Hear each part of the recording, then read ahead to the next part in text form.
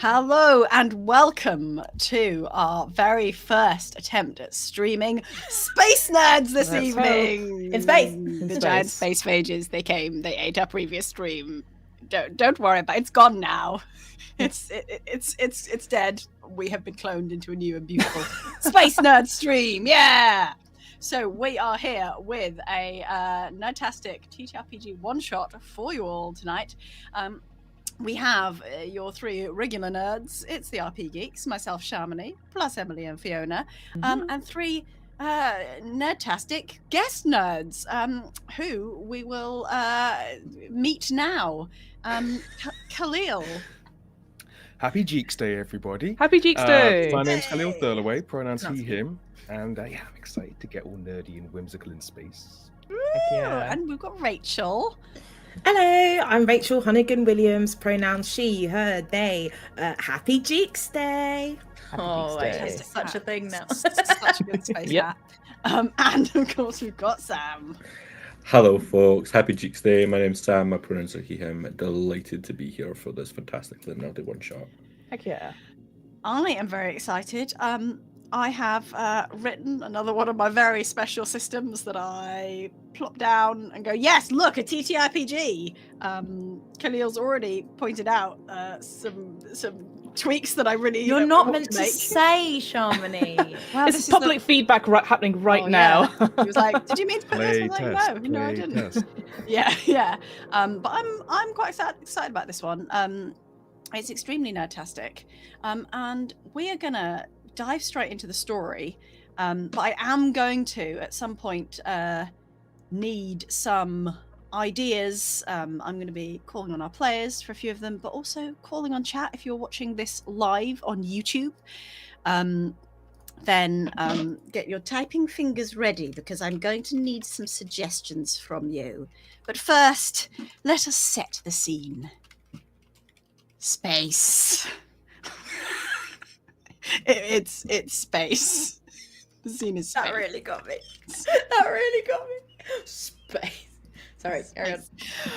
We see a giant, huge, enormous, majestic, wonderful starship floating through space. Sam, what colour is the starship?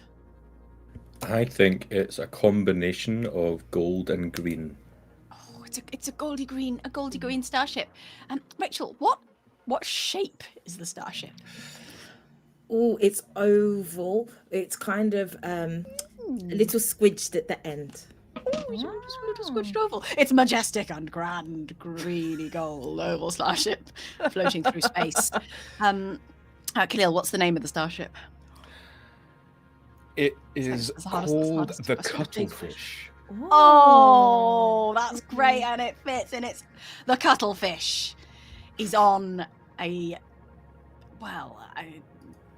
time indeterminate mission through space to find and explore strange new worlds, but it's got a really important mission because here in the distant future of high-tech starships and other sci-fi technology, humanity has a problem. Resources are running low. We have mined the Earth. We've spread out into the solar system, but we are running out of precious metals, gases, water, all of the important things that we need to survive and grow as a species. And so, in this time of emergency, we have turned to outer space, to interstellar travel. And these enormous cuttlefish-like starships, including the Cuttlefish, have been sent out, each crewed by Earth's nerdiest. The nerds have been brought together to go out and save humanity, and this is your mission. And on this particular starship, we have 5 captains, because that's how we do things in the future. 5 captains. Everyone's in charge. I'm a startup. Everything will be smooth. The chain of command will flow so smoothly. But there are also loads of other people needed to keep this starship running, and this is where I am going to turn to chat. And I'm going to say I need to be playing a large number of nerds. I would like everyone in chat to suggest an NPC who may or may not turn up. I would like a name, and what their specialist nerd subject is. Because all of our characters on this nerd ship are obsessed with something. In the case of our 5 captains, 2 things. Maybe that's why you're captains. You have 2 special interests. And sometimes sometimes the lights all go off in the spaceship. Well, the cuttlefish was the first of its line, and so they were working out some of the technical hitches when they assembled it. And sometimes it inks. Yeah. Shamini, would you like to fix the fine. blackout of the spaceship first? I'm going to assume that someone else will fix the blackout of the spaceship for me. Okie dokie. Hopefully. find If out. they don't, I'll go If not, fix it. we'll do a little roleplay scene of all of us meeting in the spaceship. Yep. Or talking in the spaceship.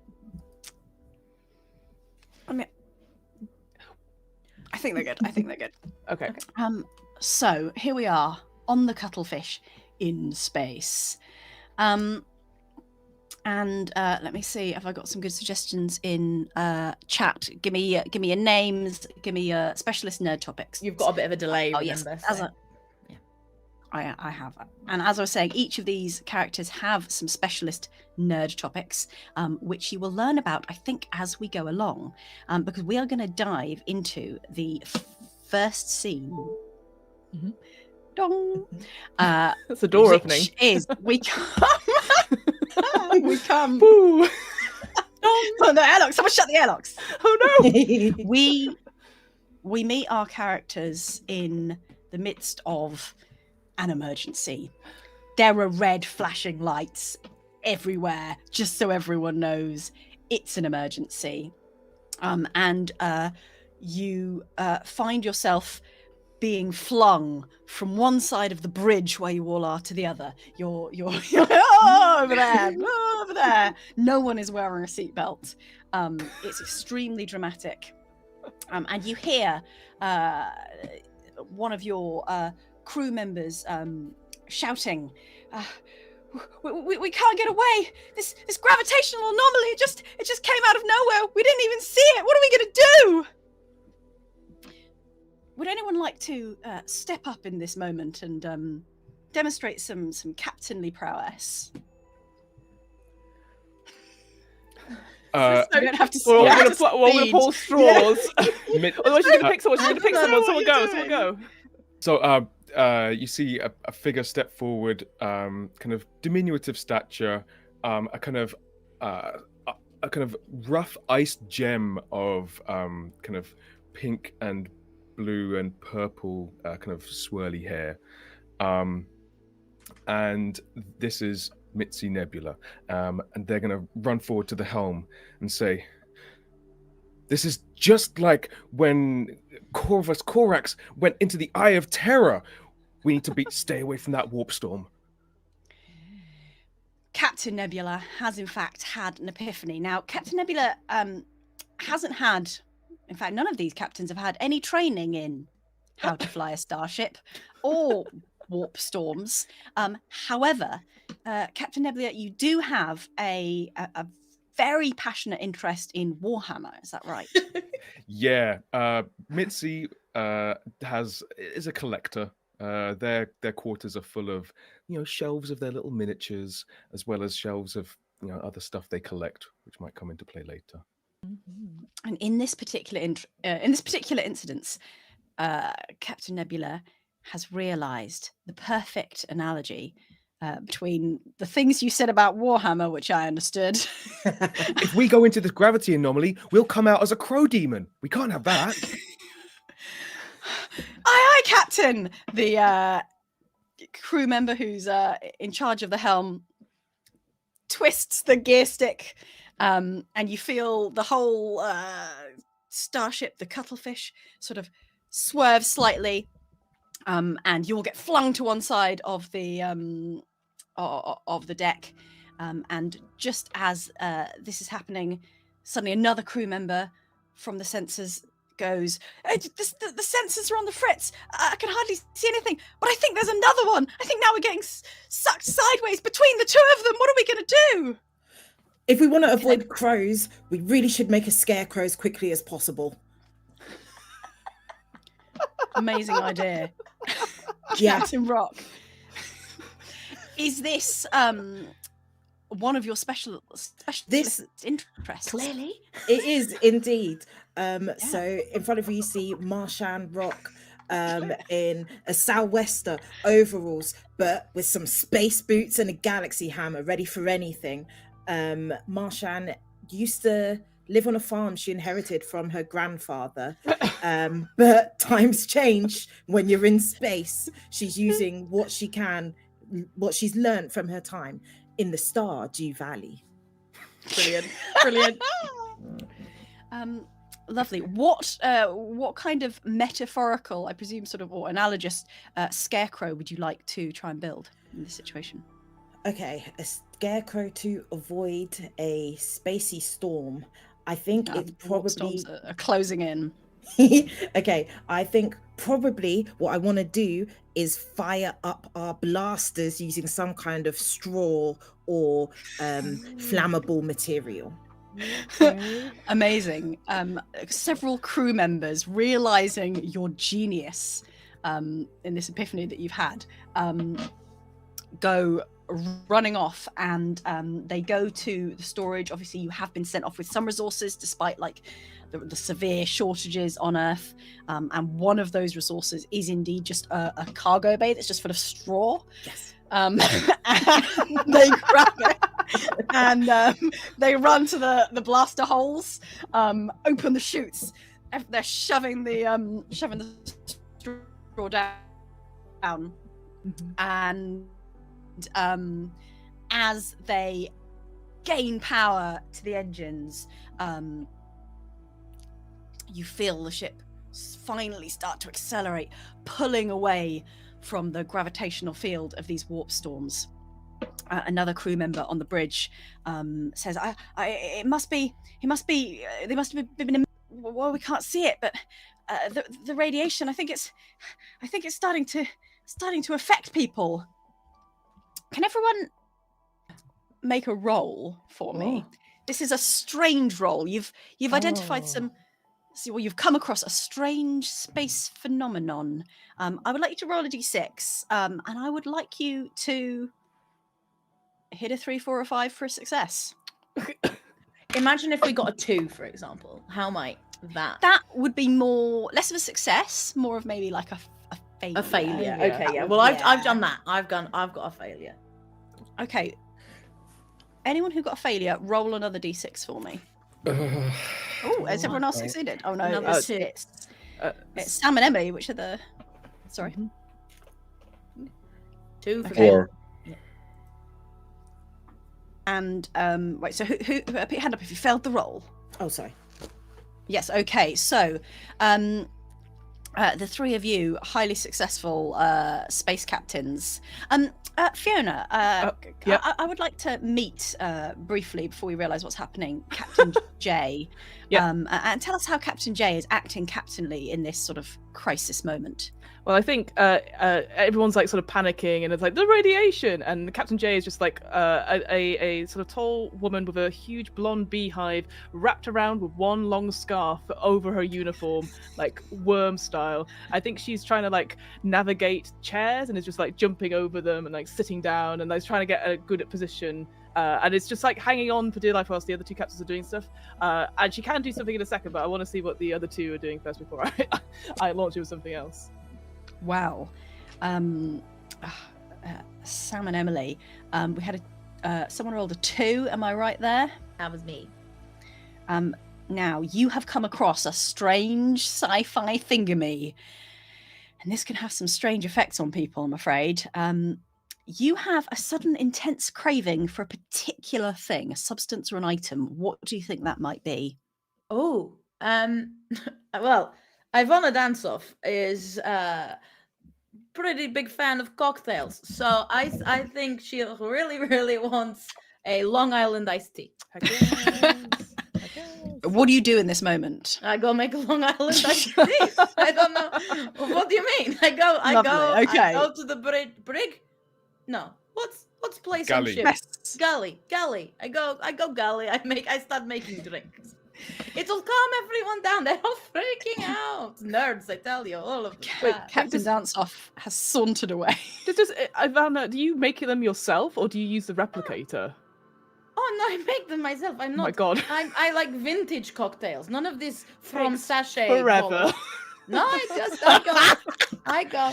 I think she's in her room as well. She's got a lot of what are they called? The distilling jars where she's making her own alcohol as well. So she's got a load of very moonshine? strong alcohol, Oh which my will God. no, like gin, like slow gin, like where it's not moonshine. It might be moon. There might be some moonshine. There's a reason you Is it don't use your own explosive? sweets anymore. Like you just got It's busy. It's There's fine. moonshine, there's asteroid shine, there's Yes. comet shine. Yes. exactly. Is this a bit like Sunshine. Chekhov's pure alcohol, that you've left throughout the ship that will come in Maybe. later when it... Don't know. might- Don't know what Probably you're fine. talking about. Why would Probably the fine. Chekhov want just Chekhov one drink? I get Chekhov drink. I make him Long Island iced tea too. Oh wow. Meanwhile, Sam, was that a 4? It was indeed a 4. Mhm, Okay. mhm. You, being affected by this strange space radiation, interpret everything around you as if you're in a particular genre of story. What genre do you think that might be in this instance? Film noir. You are in a film noir. Can you describe your character and what they do in this crisis moment? A metaphorical camera slowly pans up as you see this 19-year-old who's holding a binder and has a small creature on his shoulder. If you imagine Wesley Crusher from Star Trek, that's what you're seeing. Strikes up a cigarette and is standing probably a little bit too close to Ivana Dansoff's room. So this is risky.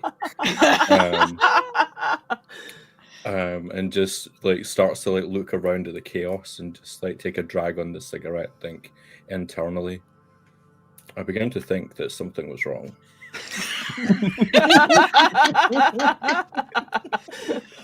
Meanwhile, back on the bridge, Fiona, Captain J, what are you going to do? The radiation it's making people strange. I'm like, guys, don't worry. I've got the perfect plan for this. Okay, just follow my lead. Then I will start saying, if I can find the lyrics. All right, I need everyone to slam it to the left, so that's port side if you're having a good time, and then maybe shake it to the right if you know that you feel fine. Are there I any don't know more if you dance heard me. moves? I Sorry. said slam it to the left if you're having a good time. Shake it to the right if you know you feel fine. Just that. The helms person slams it to the left and then shakes the cuttlefish to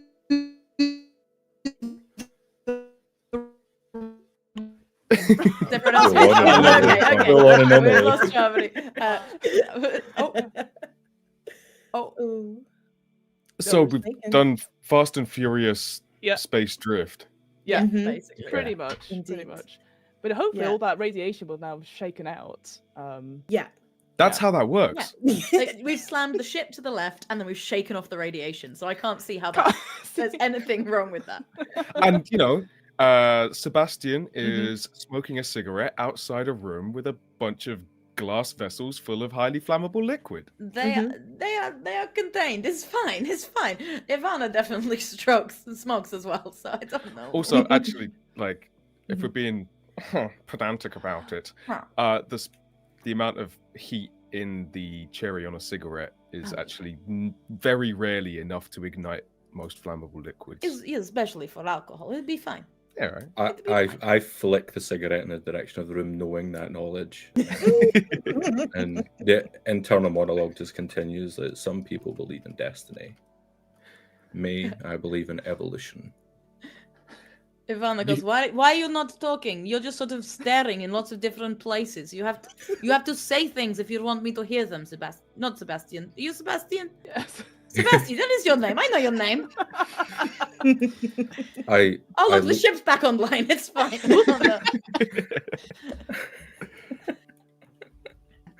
And the ship does indeed come back online. The red flashing lights disappear, and the crisis is temporarily averted.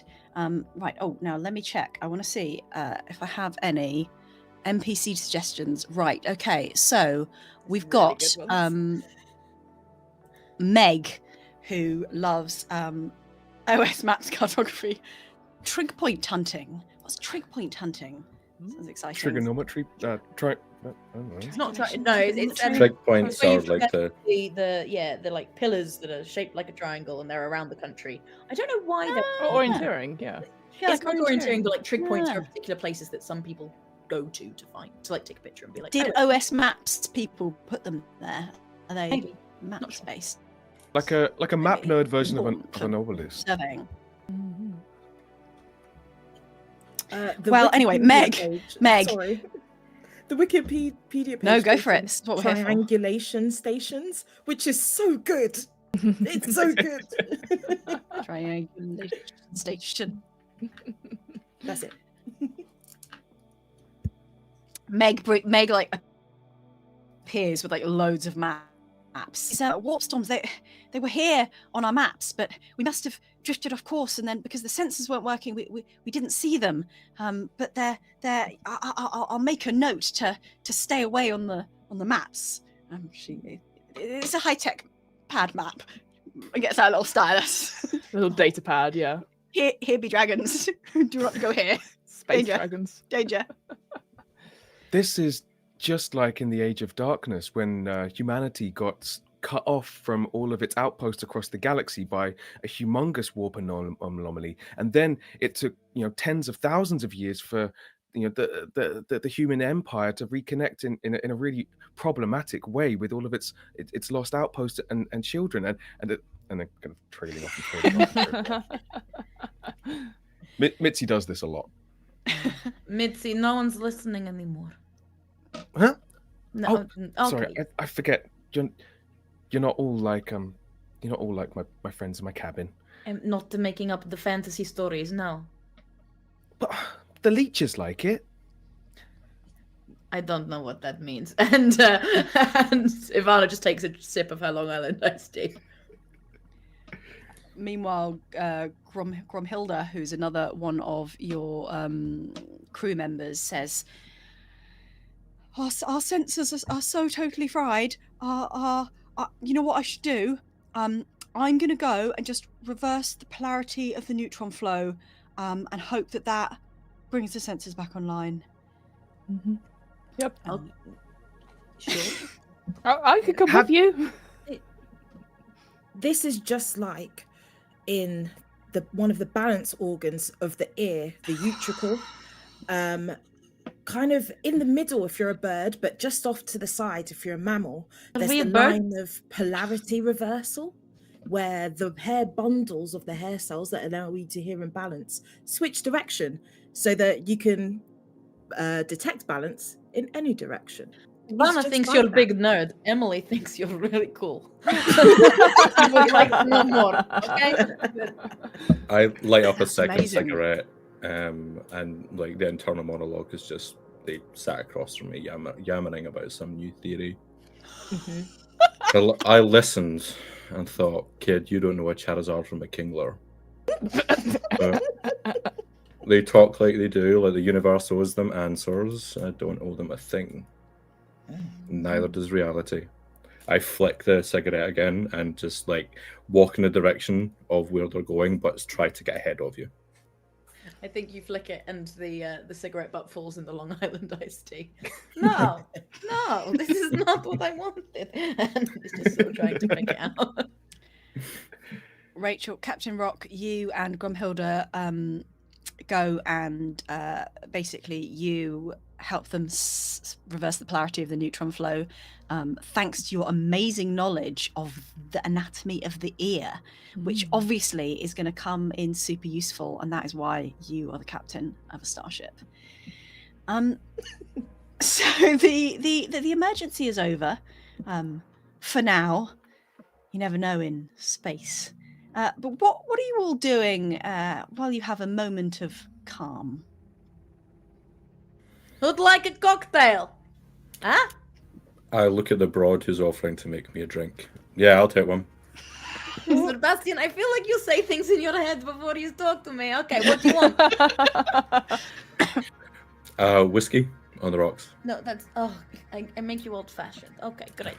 Okay, Mitzi, cocktail. What are you having? Ooh, what about a funky cold Medina? It'll match my hair. Fine, I can do that. I know what it is. Okay, sorry. I mean, I know. I don't actually. Neither do I. I'm just Googling. Someone Google the cocktail. That's a In real reality, thing? it's Did you make that real cranberry vodka, peach schnapps, and blue curacao. That sounds delicious. pay Okay, that. I'm having Yeah. one of them, Mitzi. Lovely. Okay. Names of the other people. I know them. I've got them all written down. We've been on a starship together for many Yeah. months. And I you know don't them- really I don't really drink cocktails, but if you've got any wine or like a pale ale, I could definitely do that. No, No? only Okay. multiple ingredients together. I can do you prosecco because that goes in lots of cocktails. How's that sound? Sure, go for Great. it. And finally, Spice Girl lady, I don't have your name written down. It's Melanie J. Melanie J. I don't remember. Okay. Yeah, a banana daiquiri, please, but maybe with just non-alcoholic, please. I've got things to do later. Okay. Yeah. No, it's fine. Virgin cocktails is a real thing. We're not judging. Yeah. Okay. Great. Heavy okay, on the good. banana. Heavy on the banana. Yeah. Heavy on the banana. I'm not Okay. I get actually you a a- big like, could you- banana, Melanie. I do have a lot of Warhammer, but I'm not actually a. It's fine. What? Okay. Okay. She goes off and starts making Virgin.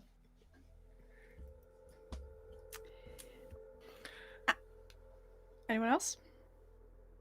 After all this shaking to the left and sliding to the right, I'm a little bit worried about my babies.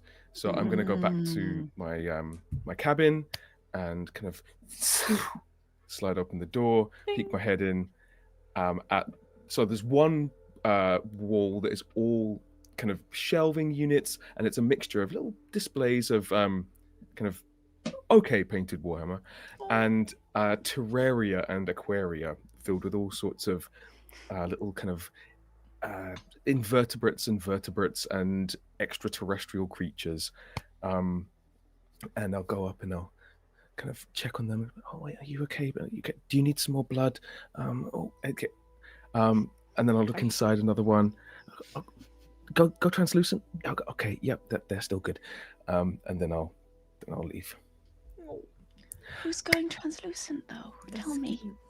So that was an extraterrestrial creature that is intelligent enough to understand a little bit of speech. A bit like a kind of like a parrot level intelligence.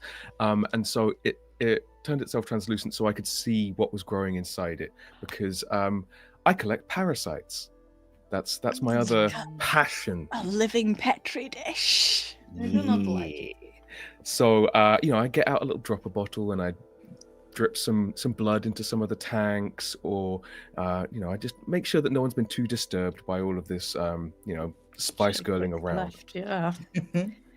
I think I appear at your door. It'll slide open, and I'll just be again smoking a cigarette on a longer stick. Any decapods in there? Oh, actually, yeah, we do. We have. This one is actually a non-copyright version of the one from Star Trek 2. That very scary woodlouse thing that they cut open and they put the thing in the guy's brain. Is that from Star Trek 2? I have no idea. I have no knowledge of your special interests. I don't know anything about Star Trek. I'm a Warhammer person. Oh yeah. I brought the farmer just in case, but yeah. What's up? Are we all having pottery in here? Here's drinks. Okay, here we go. Hi, I'm here too now. Hi. Oh, careful of the shelves. Don't knock over the miniatures. And if you're going to touch them, please do wash your hands first. They took a long time to paint. So I was thinking, if we're on the lookout for, like resources and natural phenomena out there in space, why don't we follow some kind of trail of emitted molecules, like a Karandiru follows ammonia? Okay, say it again, but like So- with the real words. Okay, so this here is Luca the Carandiru. The Carandiru is a small fish about this long, about this wide. Yes, I can And- see him. Yeah, so it funnily enough, it survives off blood. And it normally drinks this from the gills of other fish. And it finds those gills by following the essentially the bad breath that comes out of those gills, because as well as carbon dioxide from their respiration, they also emit a small amount of ammonia and urea through their gills, which is why in rivers where the Carandiru is endemic, it's probably best not to submerge your genitals into the water while peeing, because they will follow the trail of urea, thinking that they are finding a fish's gills, and they will swim up in there and start drinking blood.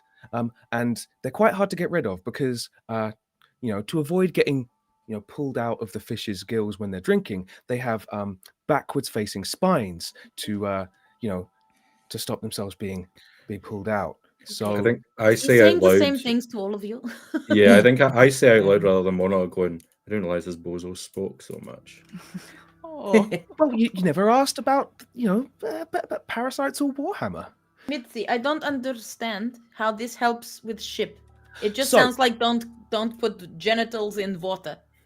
It's to do with I Christ. mean, don't put genitals in that water. But no, I was thinking if we could help our search for resources and new planets and things by following a trail of of emitted debris or chemical trails with the cuttlefish's sensors. You're right. This is just like when I first met Krobus, my friendly shadow friend. I had to follow the trail, follow the footsteps, and at the end, a beautiful friendship. Maybe not this time, but we should get on the trail. Something. Who is this Krobus? He here? He's always with me. We used to be roommates. For a while. That's okay. I have this banana daiquiri for Melanie. Do you know where she is? I think she's still back at the bridge. Melanie. Okay, I need to get away from these nerds. We cut to Melanie J.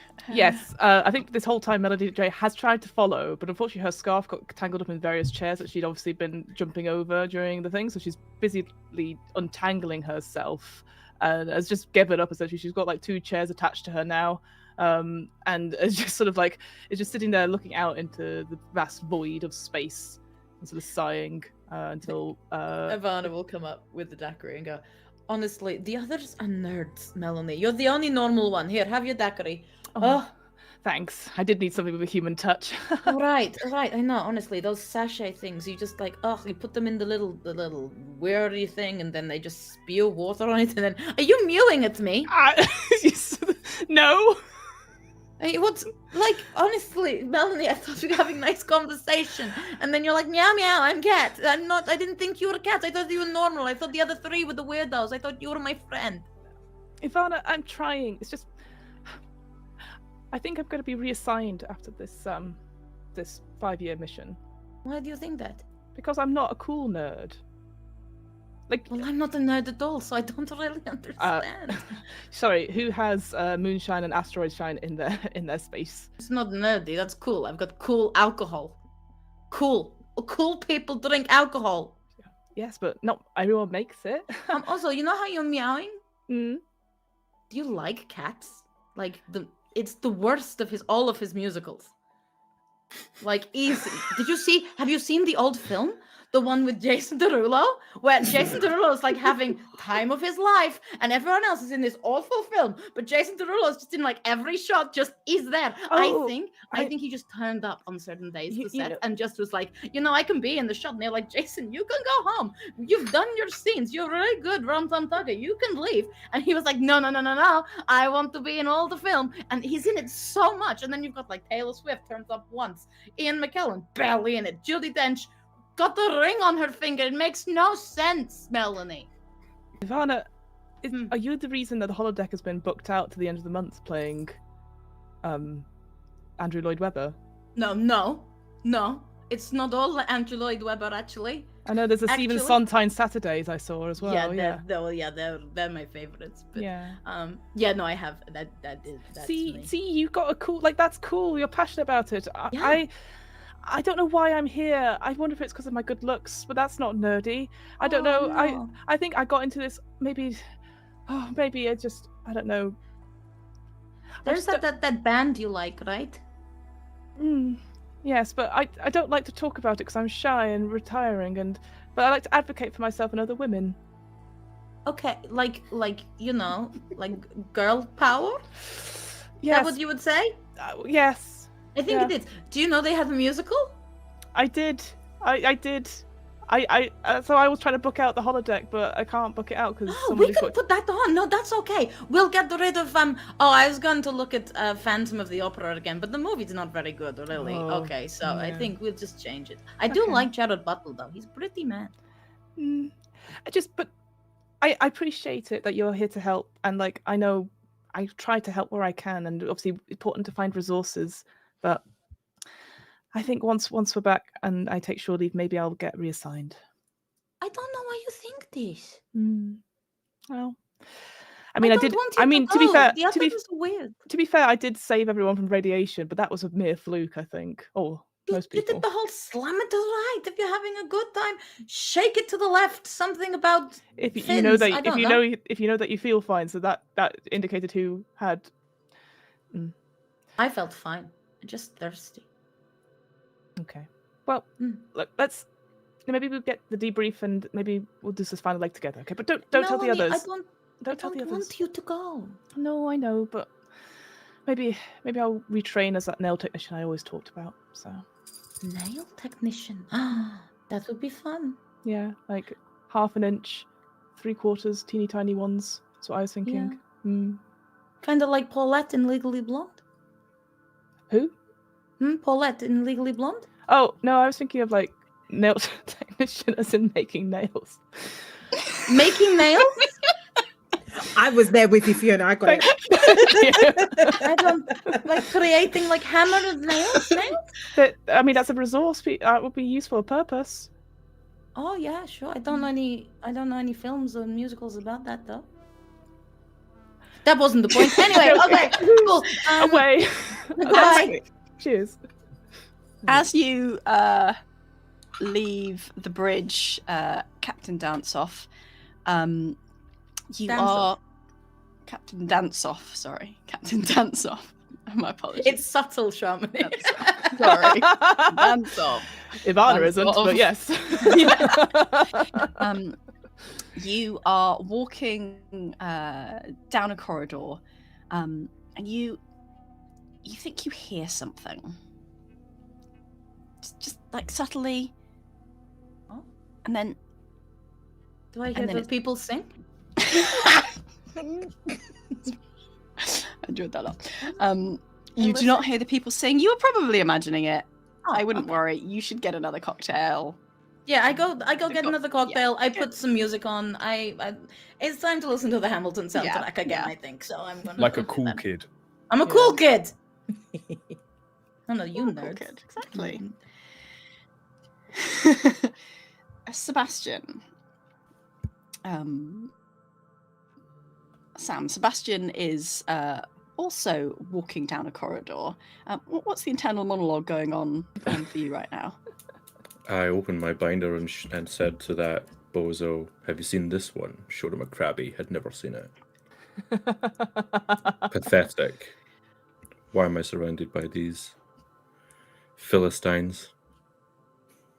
And look at the little creature on my shoulder and say, one day you'll make it too.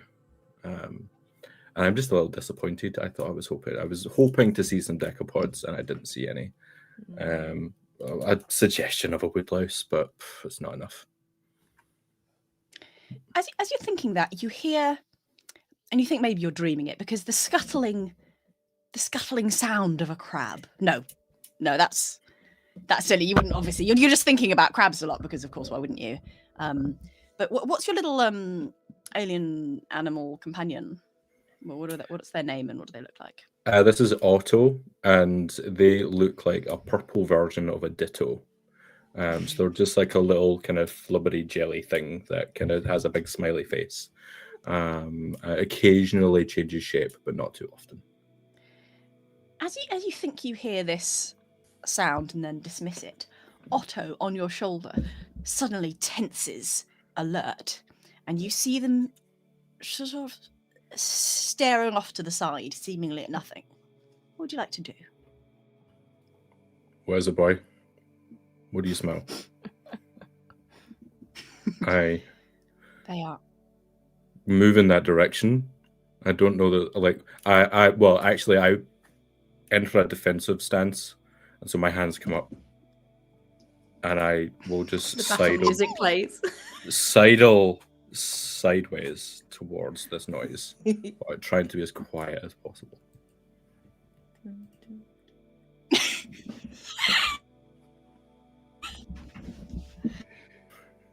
I think Shamini's got a bit of a delay currently.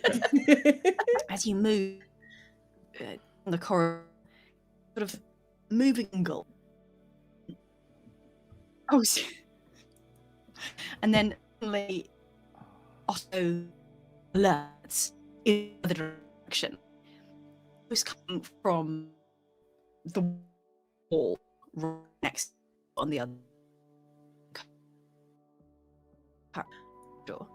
But you think is my delay very bad? Sorry. Yeah, do you want to do that all Yeah. again? So I'm It sorry. is- It is actually quite fun trying to Oh, work out what you're has been saying, said. yeah. It lends a Oh, kind of no. certain eldritch, Was I jittery? I'm sorry. interstellar kind of strangeness. There's something to in it. the wall, is what I got. So Yeah, I heard something There in the is wall. there is something in the wall. The sound changed direction. It was coming from one side, and then suddenly Otto perked up their ears to their lack of ears, their entire body to the other side. The wall right next to you on the other side of the I'm just gonna.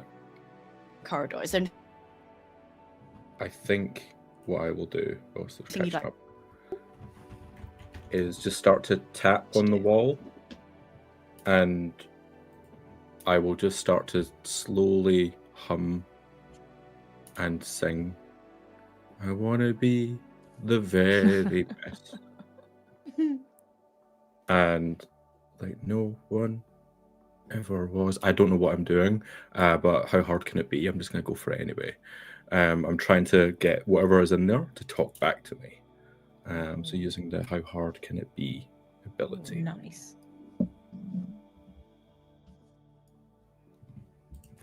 Okay, lovely. So this is a new ability. The ability people have been using mostly so far is wait. It's just like which is having an epiphany on various speciality, but in a sort of roundabout way. So roll a d6 for me, and you will need to get a 6 on this.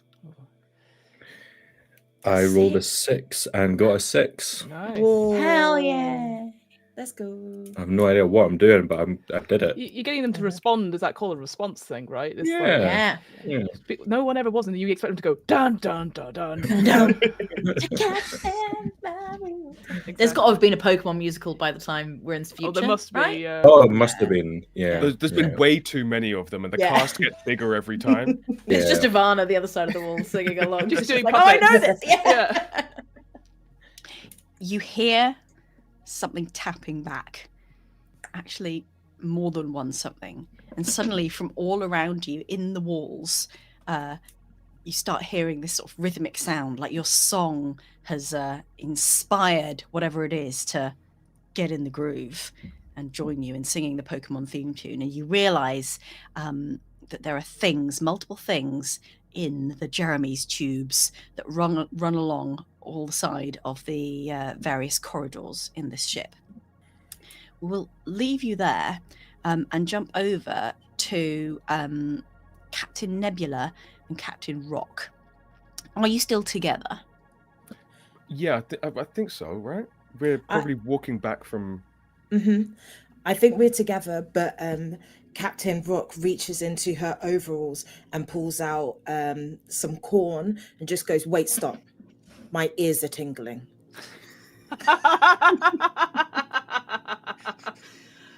Man, is there not inspiration in this game, Shamini? As your ears of corn tingle, you get this faint sense of rhythm coming from somewhere, almost reverberating through the cuttlefish's decks. And at that point, suddenly, all of the lights go out. But actually, it's not just it's not just me. It's in the game. Mitzi has and- absolutely no sense of rhythm, so to them, just the lights went out. The lights go out on the bridge as well. Suddenly, the whole ship is plunged into darkness. You have been used to living in this high-tech, sort of smooth, silvery walled, perfectly atmospherically controlled environment. And not just on the bridge, but even in the corridors, basically everywhere on this ship, there are like little blinking lights, and there are screens, and there are just like little like glowing things everywhere. And where you are right now, it's almost like sudden darkness. The blinking lights suddenly go out. You can't see anything, but it's almost like you can still see the blinking lights, but they're just blinking darkness. It's just like darkness within darkness, as your brain gets used to the fact that you've never seen the ship like this. There is suddenly no power, and it's completely alien to you. Can I get a strange roll from people as they try and adjust to this spooky situation? Está muy Give extraño. me- We've got a failure from Khalil, failure from Fiona and Rachel and Sam. Oh, this Ivana. only Emily. passed that Ivana one. is like, oh my god, I could put a spotlight just on myself now. It's just very excited about it. Ivana, I'm going to say that the sort of the cocktail-based compulsion does remain. Yeah.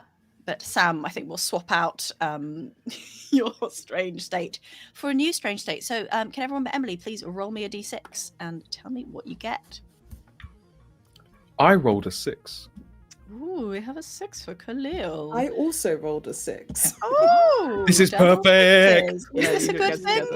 together. Okay. This is quite possibly a good thing. So I've pre-written 6 strange states. Number 6, and this applies to both of you, says your character starts inadvertently jumping through space. So this is not something that your character controls, but this is something that you, the player, can control to some degree. So you can choose the time and place that your character will disappear and then appear somewhere else. But you have to make sure that you do at least 3 sudden spatial jumps that do not help before you can then actually use that as a benefit and jump where you'd like to jump. Fiona. I got a 3. Fiona. You remember a random conspiracy theory you once heard and suddenly realise it's true. Okay. What conspiracy theory? You can pick whatever you like. It doesn't have to be a real Yeah, conspiracy I'm theory. desperately. Can you do one about like Jerry Halliwell? I was going to say it must be Jelly Halliwell. Yeah, it must be Jerry Halliwell died or something like that. Oh no, the conspiracy is Jelly Halliwell. That she's Jelly actually Halliwell. made of There you go. jelly. was replaced. Yeah. It's either that or Victoria Beckham. I think. Yeah, I think there's a moment where we're all in darkness and I go, oh, she's here. I knew it. She's on the ship. The 5 spices will be reunited for once. I will wander in the darkness trying to find Jelly Halliwell. Amazing. And Sam. I rolled a 1. Okay. That is Not great. No. Yeah. Okay. Sam. You forget everything you know about your 2 chosen nerd topics. And you forget one key fact that is relevant to the story so far. We're on a ship, you forget. Cool, It can be cool. that, it can be anything about the story. I think that I forget where I am and why I'm here. Fair enough. Sebastian. You've still got your binder, but you don't know why. Yeah. And you, Okay. and you Bastion's do suddenly remember that much there's something in cooler. the walls. Yeah, you don't Yes. remove in the wall. Like just That's all tapping you tapping know. the walls and like realize like where the fuck am I? What? Why have I got so many Pokemon cards? What is this? And like I'll grab my pet and throw it. Oh, no, Also no. flies through the air, slams against the bulkhead, and just like dribbles down onto the floor. Just looks at you. Dettos make a noise. Make a sad little noise. I probably do a little You like, go blah, blah, blah, blah. It's a kind of bleep blorp and then a sad smile. Bleep blorp. Single tear. Yeah, yeah. You see a single tear down from this creature's eyes. Oh, gosh. So as it gets kind of pitch black and kind of impenetrably dark in here, I kind of grab hold of Marshan's Captain Rock's shoulder. I'm like, okay, I don't know where we need to go, but I think I could probably point us in the right direction. Do we want to go up to the bridge? Do we want to go down to the utility room? What do we want to do? Well, it's as dark as 3 a.m. on a Stardew Valley night, so we better try and follow that sound, I think. Which way did it come? Which way was it coming from? Are we able to tell which way the sound was coming from? Yeah, I will say that given that you were attuned to its rhythmic nature, something in it sort of seemed familiar to you, and you're able to sort of follow this. It is fading, like the song is fading away, but you can hear now little sort of tappings and scufflings. And anytime it if it moves like up or down the wall, or like if it goes down to another floor or something and we need to go down a stairwell or something, I'll be saying, well, what we need to do is we need to put ourselves in the mind of a pubic louse, because I often do. different types of louse that live on the human body, they're the head lice, body lice, and pubic lice, and they all prefer different types of hair and different areas on the body. And if you put one anywhere on the body, it will know instinctively where to crawl to, how far to go up and how far to go down, and how to latch onto those specific types of hair. So we need to be the pubic louse. why is it all about genitals? Yeah. Captain, your emergency broadcast is on. We need to be whatever louse is relevant to the part of the ship that we're trying to get to. We need to get right to the crotch of the ship. I'm with you. Yeah. You channel the louse. She knows what I'm talking about. Yeah, and this ship is huge, and all the power's off. You can't take the lifts. You're going to have to start crawling, and this is where these Jeremy's tubes that like run along the corridors, and also there's like vertical ones with ladders on. So you start moving down to the very crotch of the ship. But as you are climbing, who's going first? As Captain Nebula, you are climbing down. Suddenly, one of the rungs gives way, and Captain Rock, you see Captain Nebula below you start to fall. What would you like to do? I would like to swing my galaxy hammer from my back and like extend it so that Captain can grab on. Lovely. We will count this as this is your galaxy hammer is a familiar tool. You know this. You know how to use this galaxy hammer to help catch falling people. But you are in a strange state. Am I right? Oh gosh, I am. Am I going to disappear? I think I would disappear right now. I think I would extend the galaxy hammer. Yeah. And then as I'm getting it out, I accidentally touch like a farm token or something. totem, and I'm just Yeah. gone. I've just walked out. To the gardens or something. Yeah. Yeah. Captain Nebula, you feel the rung give way. You suddenly see a galaxy hammer in your field of view coming down to save you. You reach up, your hand grasps. Nothing. Nothing is there. What would you like to do? By yourself in the dark. Yeah. So I'm falling down a kind of ladder chute. Yes, yeah. I am going to. I'm gonna think back to the time when. Oh God, my mind is going completely blank. Oh no. I'm gonna think back to the. I'm trying to think of famous falls from Warhammer lore. Okay.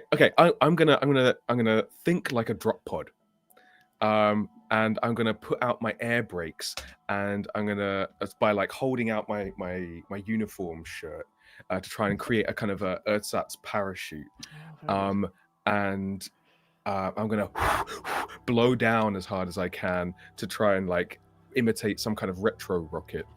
And put my hands out kind of against the walls of this ladder chute to act as some kind of brake. Oof. You suddenly realize that I'm like, this is just like a drop pod falling. You should be able to solve this. So you're having an epiphany, but you are in a strange state. So when you were in a strange state and you're trying to have an epiphany, you need to roll a 4 or higher on a d6 for me, please. Nope. That's a 2. I teleport further down the chute. Hey, that would be better though. Well, no, maybe it's like portals, so you just get faster and faster. Yes, yeah. I teleport further up the chute and I keep falling back down. Reach terminal velocity. Yeah. Captain Nebula is stuck in a loop. Every time they're nearly about to crash, they teleport back up to the chute, and they are just trapped there for a while. We will leave Captain Nebula there. Will we? A little while. Well, maybe someone will save them. Were we allowed? Possibly. I did forget there is actually a combo mechanic that I haven't mentioned yet, which is you can. If someone, let's try this. If someone fails a roll, if you can justify why you can help them succeed, whether you're physically present and helping them or not, then they can. You can roll to try and help them succeed. Sam. So I think building on the pubic louse knowing where it needs to go, even though I've lost all of my knowledge, I'm still retaining that decapod knowledge in there. And so I've also made my way to the crotch. But I'm stood at the bottom of this ladder with a phaser out. And the phaser has been set to stun. And I think that I would help by I see this person I don't know and I shoot them and stun them to allow them to fall further. To break the cycle. Yeah. You can't teleport if you're unconscious. That's canon. That's science. Yeah, that's how everyone knows how that works. We don't do safety. That's our safety briefings. Yeah. Yeah. And as this phaser fires upwards, sort of echoing in this metallic shaft, Misty Nebula, suddenly the sort of bottom portal is no longer there, and you come crashing down. I think I land on top of Sebastian. Yeah. You probably land on top of Sebastian. And there's also, as you land on top of Sebastian unconscious, Sebastian, a person with great hair, falls on you. But also there are lots of these little round, little heavy balls that seem to be sort of tumbling down with Misty Nebula. They're not sort of huge, big and heavy. They're not sharp stones. But it kind of hurts because they're sort of raining all down you. And as you're sort of collapsed under Misty Nebula on the floor, it is also very dark. I forget about the extreme darkness. Sebastian, do you have you have no memory of your special I was skills. gonna say, but, yep. Do you have any ideas for a way to see things? I think that when I set off my phaser, it would have set light into the air. And then as that light goes out, and I've been hit, I will see as my binder flies open and I see the shiny Binder. cards. Oh, no. And like, I don't know why I have all these shiny Pokemon cards, but they're reflecting light. So I'm going to put them all into one page and just like start to angle it to try and see light in this space. The residual light from the phaser is sort of bouncing around and is sort of like captured by these wonderful shiny Pokemon cards. And in the light, you see Misty Nebula's great hair. Oh, No, you But don't. do you? It, But not do for you too see- long. Yeah, I shut the binder again. Going, back that's again. random." Sorry, this is just It's all right. disappeared. Who are you? Where's all these balls come from? What do you mean? I'm your co-captain. I'm not a captain. But- What? Did I hit my head? Did I hit my head? How's my hair? How's mine? Fine. Where are we? Oh, we're at the crotch. Come again? The crotch of the ship. Crotch of the okay. I've hit in my head. Have I died? I think I've died. I don't think so. But I think we might if more systems fail on this ship. So, whatever you were doing to get some light going again, that would be great.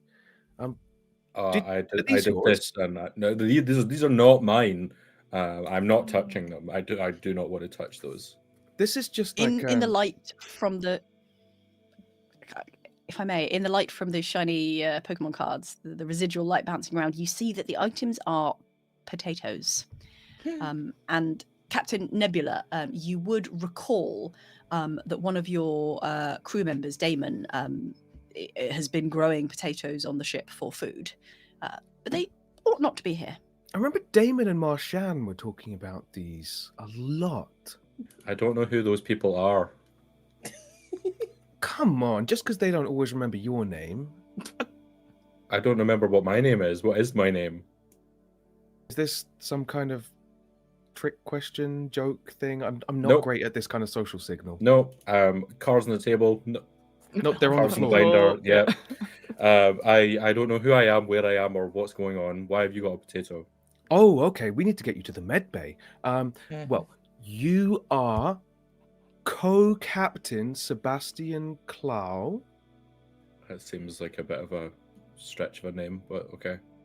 Well, I mean that's what's on your badge, and you are one of 5 co-captains of the Cuttlefish. Now, the Cuttlefish is not actually a cuttlefish; it's a ship that has a crotch, and we are in the crotch of the ship because the lights went out.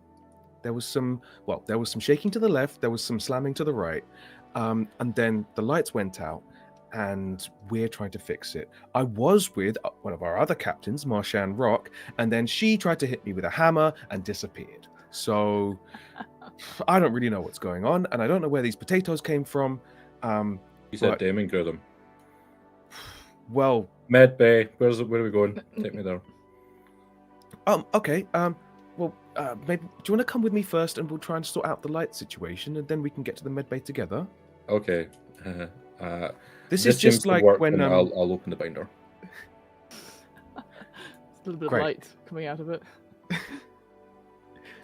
Well, this is the just like shiny Pokemon cards are amazing. this is just like the psychic light of the Astronomicon, which is the psychic beacon that shines out from Holy Terror, the seat of all humanity, that the spaceships in the Imperium of Man used to guide themselves through the warp. So if we can just follow the beacon of the light from your wonderful cards, then maybe that'll get us to the service bay, and we can, get right into the crotch and fix the lights, and then get back to the med bay.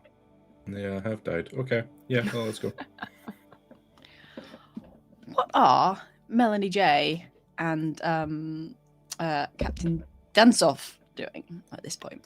I think heading towards where Dansov went, because I knew she talked about like the holodeck and stuff like that. We talked about it, so maybe she'll be there. I think as I get there, I step on something a little bit squidgy, and I'm like, aha! I pick up Otto. I go, Jelly, I knew you were here. Jelly Halliwell. Don't worry. I'm going to reunite you with the other spices, and I put Otto in my pocket. Phew, phew. I'm really glad Otto's okay. Yeah. And yeah, I guess Ivana, what are you doing? Because I'm trying to find you essentially. Ivana is in the holodeck currently with another cocktail. This one is like a green and pink mix, and she is watching the first part of Wicked. And it's up to I'm not that girl, and she is sat crying in the chairs, just like hands touch. I'll key in, and I'm like, Ivana, you here? Yes, I'm here. Yeah, I'm fine. Are Why you am I okay? German? I'm not. Hello. Yes, Ivana. What's my accent? I've forgotten it. Are you Hang okay? on. There it is. Okay. Yes. Hi. Hi. Oh gosh, have you been crying? No. Are you- No. Okay. Don't cry. No. It's Cynthia Erivo's voice. It's really pretty. Yes, Really I good. guess I've not really seen those ones, but She's not that girl. I don't understand how you can't feel. It's sad. Ivana, look, I think something's wrong with the ship. The lights keep going out, and It's real good for the holodeck, though.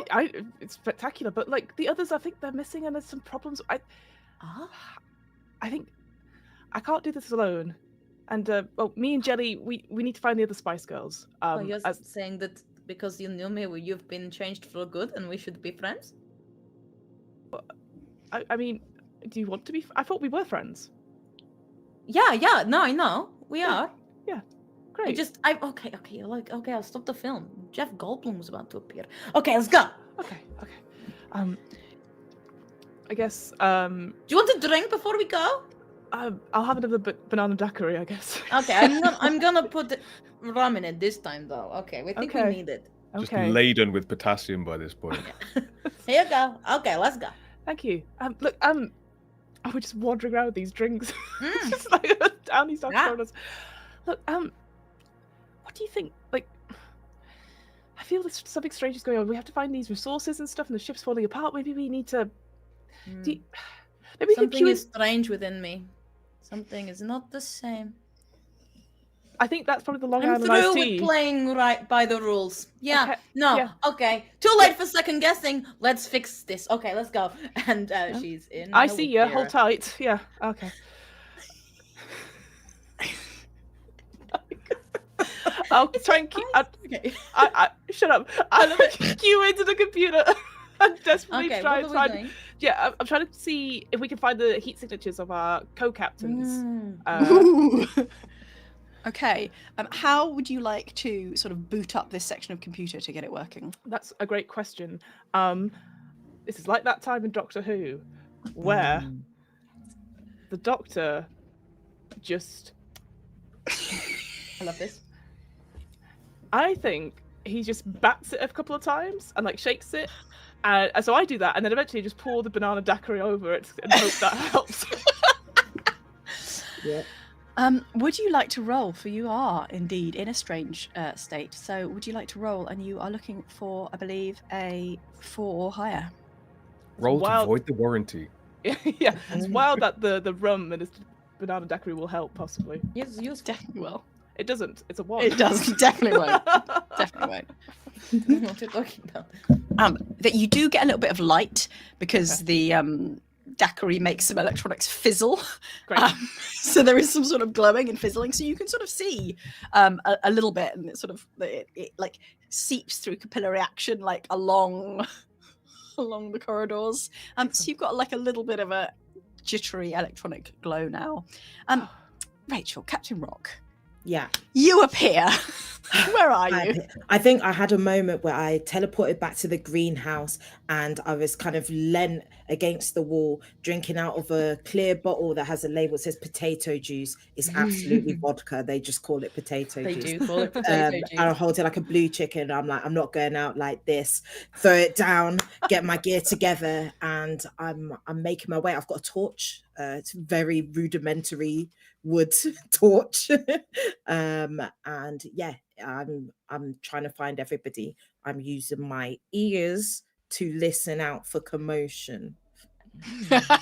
You're listening for captainly commotion rather than tiny little Correct. yeah Not big little guys, big captainly guys. commotion. All right. What mechanic would you like to use to hunt the others down? Okay. You appear back on the ship from the greenhouse, or back in the corridor. Yeah. Okay. Well, navigating these dark and winding corridors is just like the structure of the hearing organ, the cochlea, which has 2 3/4 spiral turns. Of course, it's enclosed within the body, so it's completely dark. If I want to get from the base to the apex, I just gotta go round those turns. Incredible. I love that. But you are in a strange state. I am, You yeah. are going to need to roll me a 4 or higher. 1. No one has passed any of these rolls yet. You are very confident that you hear them and that you are going in exactly the right direction to find your fellow captains. And it is indeed a sort of twisting, turning, cochlea-like route. You have to sort of crawl along a Jeremy's tube. You have to go up a ladder, crawl along some more, go along a bit, come out into a corridor, go into another Jeremy's tube, crawl down, and eventually you find yourself in a storage room in like a big bay or a hangar. That seems to do you have any light? I'm not sure.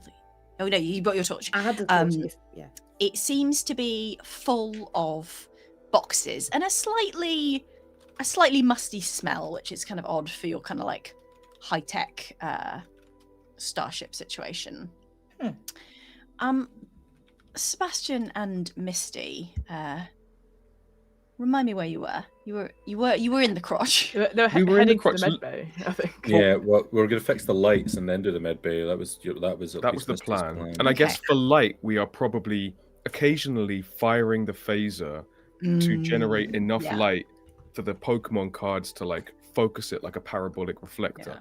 Yeah. Amazing. And so I imagine the crotch of the ship, that's probably where you can fix really important things like the power from. Yeah, that was the aim. Yeah. You reach the crotch section, and you can see that the crotch section has all sorts of wires and pipes. It's very technical. I think there's probably some sort of piston going up and down in this crotch section.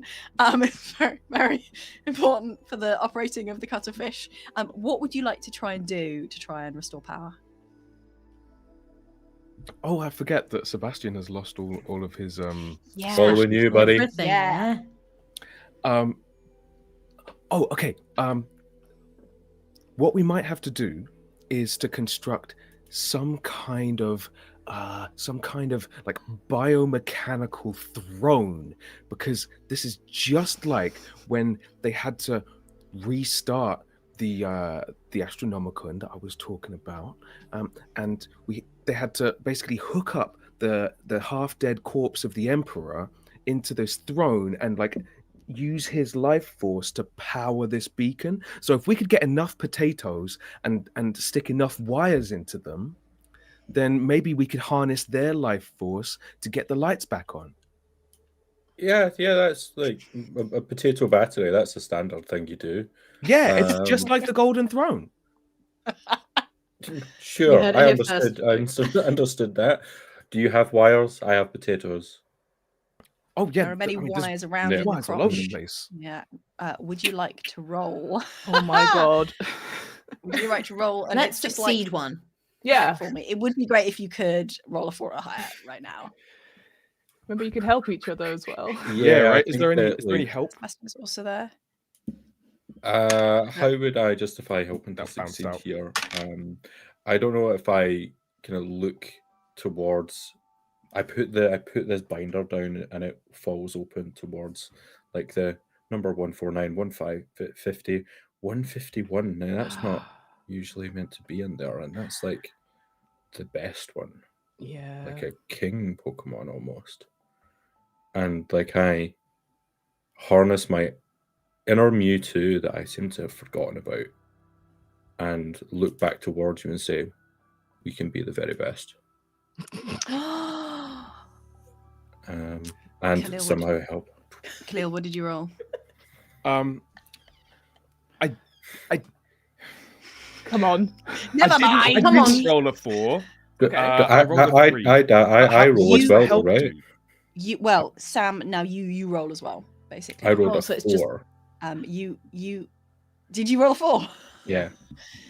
Sam, as this memory of being the very best comes back to you, this inspiration rushes through you as well, Captain Nebula, and just as the inspiration rushes between you two, the ideas, the understanding, the realization of how it all works down here in the crotch, so too the power I pull my revs up. hand. Yes. I pull my hand back from an actively sparking cable. Good. Not that Yes, one. Yes. Wise. Smart wise. guy. I That's why he's a Very wise. captain. Yeah. Very wise. And the whole ship floods with light again. And Sebastian, your strange state is reversed as you suddenly all the energy comes back into the ship and back into your mind as you realize everything that's happened and remember everything that's gone on. We did it. We're the very best. Like I knew we always would be. I'm back. What happened? Oh, okay. Yeah, interesting. Different. Seems like you had a bump on the head earlier. Are you doing okay? No, I don't think so. Where do you know where Otto is? I can't. No, is he not on you? No, he usually is, but he's not here. All I have is this, and hold up the binder of cards. Oh, well, I'm sure we'll find him if we, head back up the ship now the lights are on. Yeah, who knew that this thing could run on potatoes? Head And as you head out and all of the lights come back on and the cuttlefish shining golden green as it flies through space, once again all the systems sort of starting up again, there is just a little alarm that starts beeping somewhere. Just a little beep beep beep beep. Beep, beep, beep, beep. Oh, I need to get up. Fuck. That's my wake up alarm. I don't know where I put my phone. But I think as it all boots back up, Ivana turns to Melanie and goes, "Oh, the decorative work. I didn't actually expect that. Wow. Okay. Yeah. Okay. I'm better than I thought, honestly. Oh. Yeah. We're a proper team. Cheers. Two becomes one. Yes. She pulls a hip flask and has a little bit of another drink. Good grief. Ivana's just getting absolutely plastered because Yeah. she still just wants cocktails. Cocktails. And with that, we will break for part 1 of Space Nerds. Space But Nerds. before we go to our actual break, where we're going to go and grab some drinks, we're going to have a very exciting lore drop from one very exciting Emily Bates. Oh, I am very excited. Thank you so much. It's just a quick one today. I wanted to talk about because I knew we were doing a space thing, but I didn't really know what the story was. So I was like, "What's a cool space story that's going on at the moment?" And I was like, "Oh, it's are we gonna get hit by an asteroid?" Yeah. Because well, no. Basically, the answer is no. But there's some fun stuff that could happen. So basically, at the end of last year, there was this asteroid called Asteroid 2024 YR4. And we spotted it, and astronomers went, "Ooh, there is a non-zero chance that hits Earth." And this is quite a big asteroid. I actually don't have its size, I don't think. I think it's like 10 kilometers wide or something like that. It's big boy. It's big boy. And it's heading our way. It might be smaller than that if someone could Google that, because that could be complete fabrication from me there. Well, what's the title of it again? Sorry. It's Asteroid 2024 YR4. Really catchy name. But basically, but when they first saw it, there was I think about a 3% chance that it might hit the Earth, which in astronomy terms, that's pretty high. Like that is closer than we would like it to be. But then they did some more observations as it was sort of moving, and they were like, okay, no, actually, we think it's almost definitely not going to hit Earth now. We're like a negligible, not going to hit Earth levels. However, there is now a 4% chance of it hitting the moon in 2032. This is so we've got a few years. In about 7 years, there is sort of quite a big chance it might hit the moon. And now we can't see it anymore with our ground-based telescopes because of where it's moved to. But in February next year, so 2026, the James Webb Space Telescope, which is the cool one that floats in space, the sort of successor to Hubble, is going to have a very small window where it's going to be able to observe this asteroid. And there is a chance that some astronomers think it might go up to a 30% chance that it will hit the moon.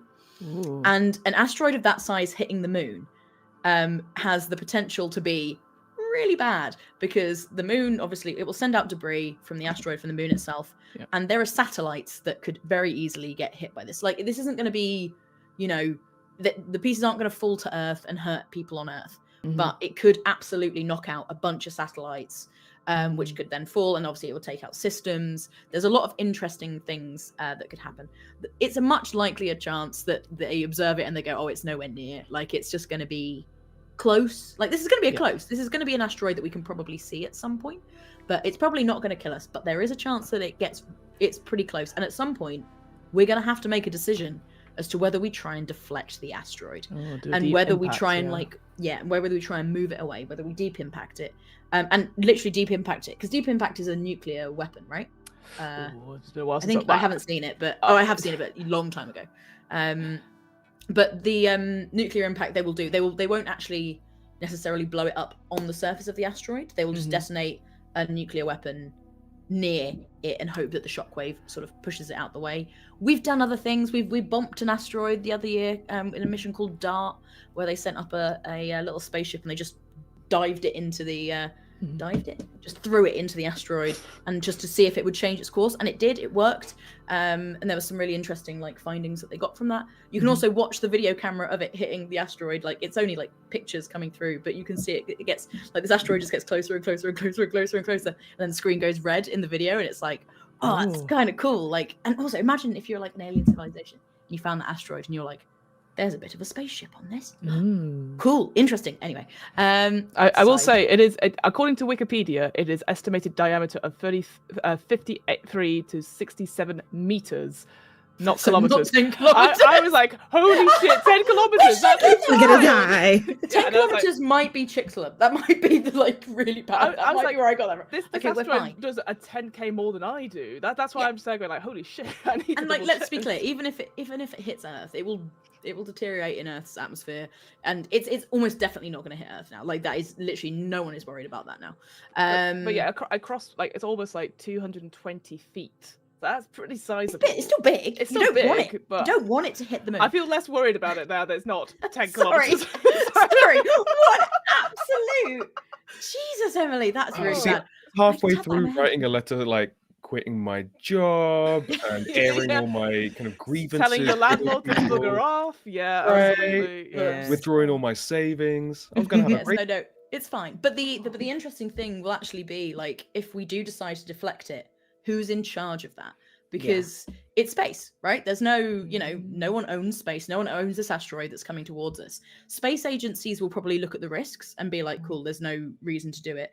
However, private companies now can perfectly happily send a rocket up. Yeah. And, if you get, let's not name any of them, but, particular ones who go, you know what, I'm going to save the world. And they get it wrong. And because there is also a chance of most likely they'll knock it off course and it will go further away. But you can't, there are things called gravitational keyholes where if they knock it into that, it means the next time it comes around, it does hit the Earth. And so it's going to be an interesting thing. So at the moment, they're not planning any deflection, but but NASA have released a paper where they are looking at possible options if it does become this 30% chance. But in general, it should be fine. I'm not trying to scare everyone. I just think it's really interesting, and I will be interested in February to see because it's more likely that it goes down and it's less likely to hit. Yeah. But I will be intrigued to see what happens if it goes up to 30%. That will be cool. There's a cool picture on the Wikipedia which sort of so it shows the different asteroids and stuff like that, but it does show a Boeing 747 with a 65-meter wingspan, and it's slightly bigger. This asteroid is slightly bigger than that wingspan. So it's so that's how I'm Actually, kind of that's too bad. Well, Boeing really. 747 is pretty big if you're stood next to it just yourself in your suitcase. So Oh, that's yeah. what I'm just Where trying to it work hits out. will be bad. Like, Yes, but yeah. yeah, it'll probably hit the moon. And it'll be, but that also could be cool. Imagine if it hits the moon when we can see the moon, and you can see this little like poof on the moon. That'd be really cool. But Yeah, probably like again, kind probably of- wouldn't. If it's hitting the moon, is it going to hit the near side of the moon or the far side? Are we know. going to see it? Oh, Don't know. Okay. Don't know. And we don't know where it's going because the point is its trajectory is kind of if like this is the Earth, this is the moon.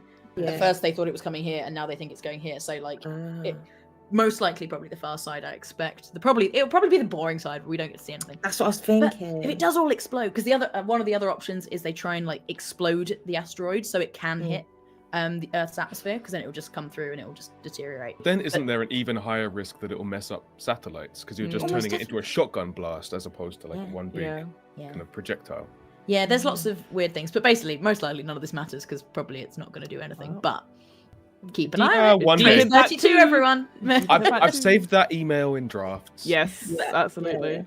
But look, it is something like asteroids are a thing, and you know, it could happen. Space is a dangerous place, everyone. There are strange sci-fi thingamies out there. Yeah. Yep. And hopefully in part 2 of Space Nerds, we won't get hit by any asteroids or experience too many strange phenomena. I'm sure we won't. Everything will be fine.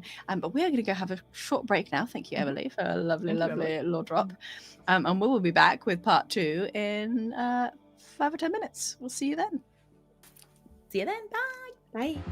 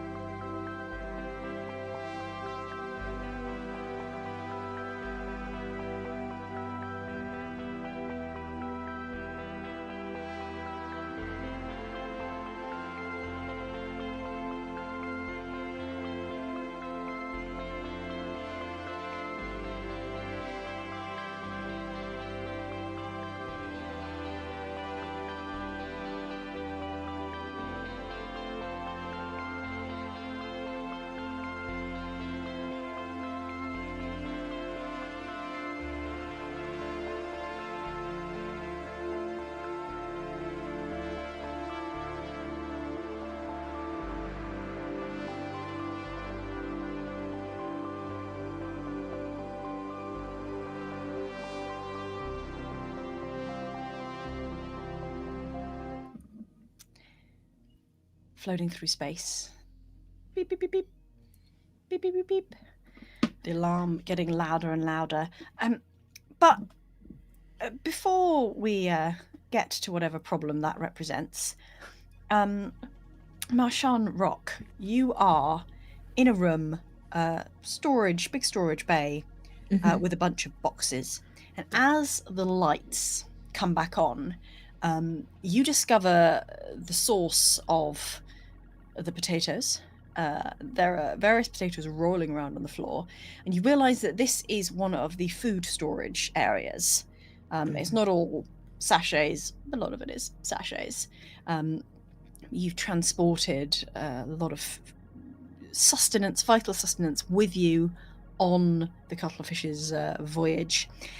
And as you realize that there are sort of potatoes rolling on the floor, other food that's been sort of scattered about, it's kind of a mess, it's kind of a weird smell, and you realize all of these boxes are just very thin, flimsy cardboard that have just sort of been shoved in, and a lot of these thin, flimsy cardboard boxes have holes chewed in them.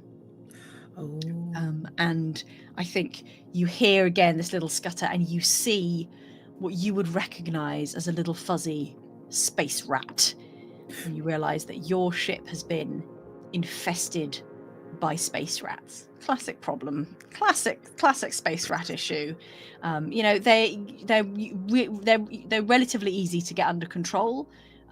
They should have been, you know, the ship should have been all sealed off, and they should not have been allowed on during the construction. They should have been all scanned and made sure that there were no space rats on board, because obviously they're going to eat your food. The food shouldn't have been in cardboard boxes to start off with. But they are relatively sort of easy, but they have been, chewing through the rungs of ladders and the electrical circuits. They've been in the crotch. The space rats reached the crotch, and you know, that could have been the cause of some of your recent problems. Is there anything you'd like to do while you're down there? Yeah. I think realizing that we've got a problem with space rats, looking around, seeing the potatoes, I'm looking for another root vegetable. And I think out of the corner of my eye, I spot a carrot. I take the carrot, and it reminds me, how could I forget that I had this? I get it in my back pocket. I take out my horse flute, and I blow into my horse flute to summon my horse, obviously, which I can now feed a carrot thanks to the 1.6 update. So you can do that in 1.6? You can.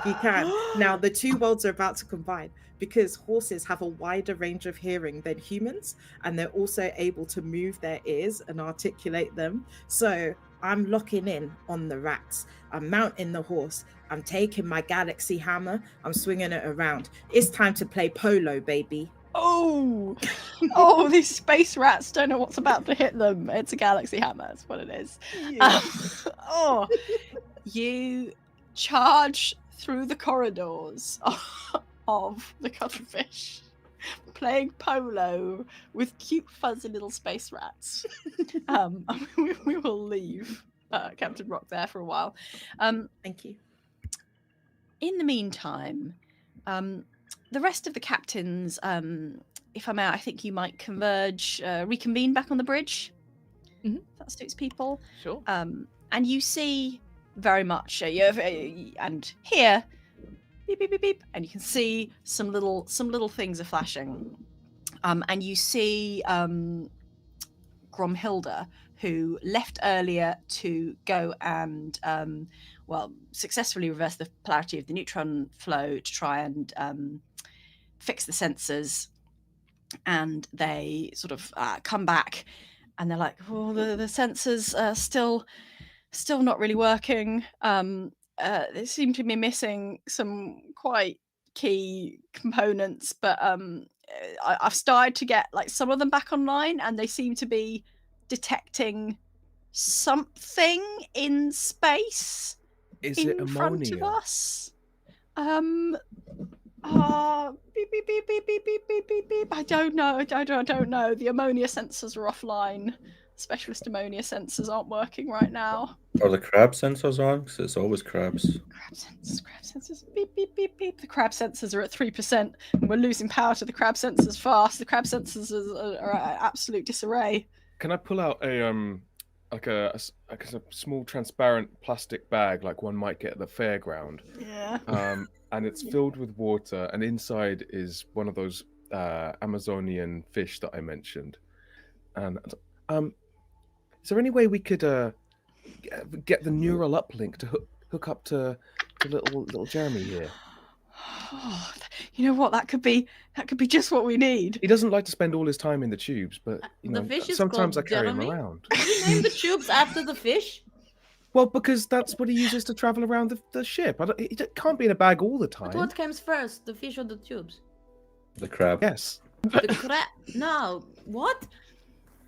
Crab? No, it's always crabs all the way down. But isn't it crabs at the end? That's what you normally say. No, it's we're not crabs, crab it's right crabs now. at lots of different times all the Well, time. and also sometimes they Oh. crawl up the body, and sometimes they crawl. Wrong types of crabs. I don't have crabs. Captain Mitzi Nebula. Sorry, I've been saying your name wrong. Captain Mitzi. Would you like to? You are still in a strange state, I believe. Yes. I think you might be due some jumping. Right? Are you jumping? Okay, so Oh, no. as I kind of produce. I'd like you to roll for the success of this as well, because I think this is a Okay. good idea. But let's see if it works, and if it doesn't work, the I'm jumping. going to try to might, use the power come of a into play. fish's Yeah. brain. Yeah. 6. Hooray! Little Jeremy. You hook Jeremy up to the cuttlefish's sensor array, and it sort of reaches out into space, and I think it brings up an image on the view screen, which is like an interpretation of what the fish Jeremy can sense. And you sort of see the big dark blackness of space, and you see this sort of vast shape, this vast looming darkness blocking out the stars. And you can't fully work out what it is. But Jeremy's very excited. Jeremy's sort of like swimming around, trying to get to it. And you realize that it's moving. It seems to be swimming through space. And it looks like some sort of living creature. What would you like to do? I think, oh, wow, Jeremy, what can you see? Oh, that looks just like. And just as I'm about to finish that sentence, I disappear from view. And I reappear in complete blackness. Oh no! Like, oh, the lights are out again. Oh no. But I'm actually, I think, inside this thing. I think you are. I think, Mitzi, you go around trying to feel for the walls, and the walls are kind of like squidgy, and it's a little bit damp. I think if Jeremy's still with you, Jeremy is like, yes, this is where I'm supposed to be. I have, this is my place. My spines are extended. No one's pulling me out of this. Jeremy, did you do this? Oh, this is. Have the amoebas got out again? Back on the bridge, you realise that this is some sort of a life form. This is some sort of a living being. Captain Nebula has vanished. I don't know where they are. And as you watch, this living being sort of turns towards you, and you see a sort of like gaping mouth coming towards you. What would you like to do? No. Should we put on our warning signal? The cuttlefish chromatophore signal. Yeah. That this Love ship that. has. Yeah. Leave me alone. I'm not nice to eat. Amazing.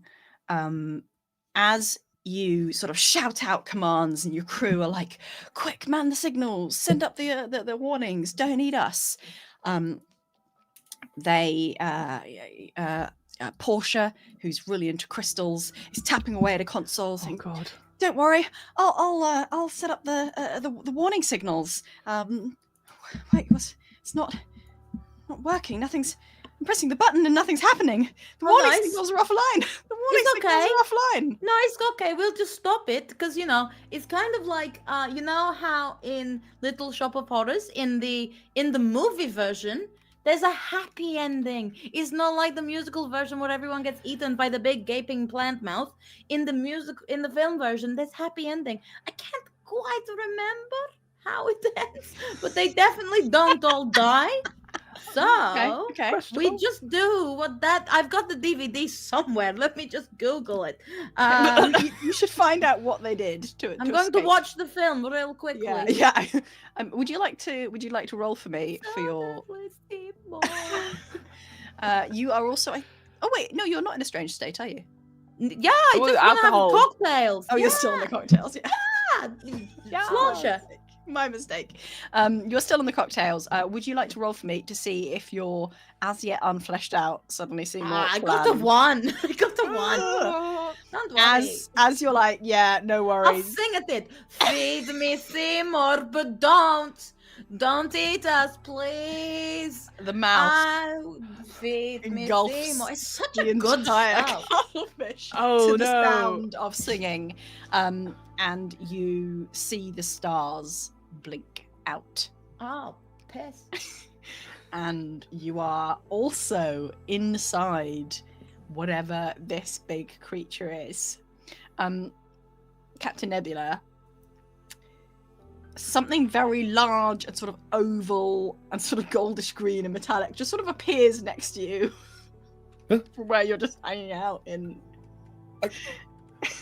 Jeremy, I think that's our ride. And I'm kind of, and Jeremy is kind of waving his little tail, trying to signal as well. Hello, we're down here. I think the rest of you sort of looking out of the sort of front view screen. You know, the lights blink out. You turn on some exterior lights on the ship, and you suddenly see Mitzi's face, just like waving and like zoomed in on the view screen. Just, oh. Hello. My name is Elder Price. Oh, say, hey, it's all that. Yes. Oh dear. Would everyone please? You've just been swallowed by a strange space whale. Would everyone make a strange space whale roll for me? A strange space whale. Strange. That was me. Strange space whale. I got one again. No more Okay. for you guys. Okay, everyone is failing. Okay, literally everyone failed that roll. Okay, you have a choice. You can either keep the strange state that you've got right now, which I think everyone has one, or you can roll for a new strange state. Oh, Sam doesn't have I one. don't know if I Okay. want a new one because I don't want to forget everything. It's a That's- risk. Number one yeah, is the one is a rough. bit of a killer. Won't last forever, but yeah, it's rough. I'm gonna roll for a new one. Yeah, Okay. same. I'm gonna roll for a new one just to change it up. Spice Oh. things up. I got a 5, Okay. which is the cool one. Is it? Have we had a 5 yet? Yeah. What's the No, we 5? haven't yet. We Oh haven't had yeah. Oh right, yeah. I like 5. Right, number 5. You think you're an expert in a Whales. completely new nerdy field, I know all about whales. and you now attempt to apply that knowledge to everything. Yeah. You don't actually have the knowledge. That's fine. I know all about the whales. So don't worry. If we in space whale, I've got it. Anyone else? I got a Um, 2, so I have a sudden intense craving for a particular substance or item. Any ideas? Don't say urea. Now that's in my head. Yeah, I was gonna say. You said Oh. is. Yeah. I am going to have a craving for ambergris. Shut up. Okay, God. Were you going to do that as well?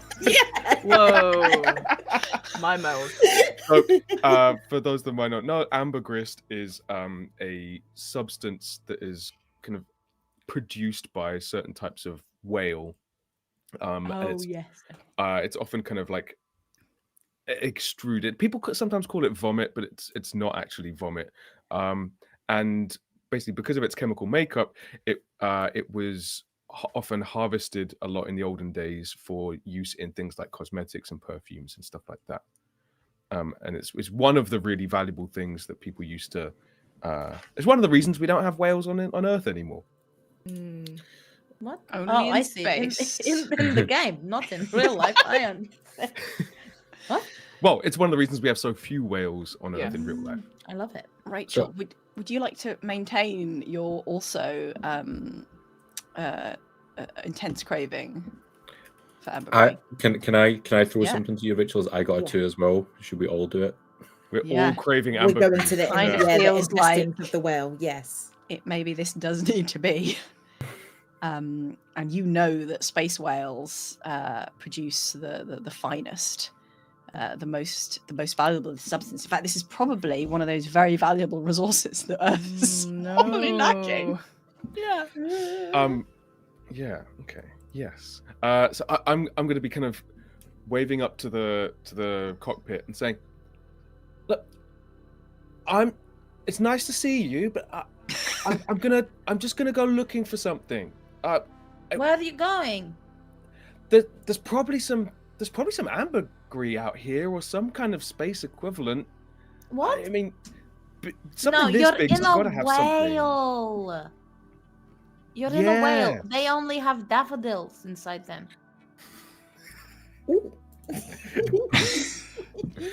I Are will you say, thinking space whales or Earth whales? Space whales, all the whales. You know whales. Daffodils, leeks. I think we normal. might be talking about different whales. I don't think so. I'm pretty knowledgeable about whales.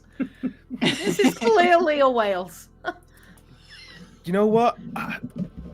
I wouldn't call myself an expert on whales, so I'll take your word for it. Right, well, I maybe there's some daffodils out here. Do you want to come have a look? No, it's dangerous. I will be looking at Marshan, being like, "Can I climb aboard the horse?" And we'll. Yeah. oh, I think once we entered the space whale, I did a dramatic whoa, Nelly. There's Well, Are you, they are you weren't on like your that. horse in the bridge? Yes. 100%, yeah. I'm not coming off the horse now. Melanie, what is happening? Yeah, because I've not changed my thing, so I'm just holding jelly, aka also surrounded by all this stuff. Yeah, just like holding it, going like, I don't know. This is why I wasn't meant to be captain. Oh, it's okay. We're all captain. It So- smells like spices out here. I'll get some for the cocktails.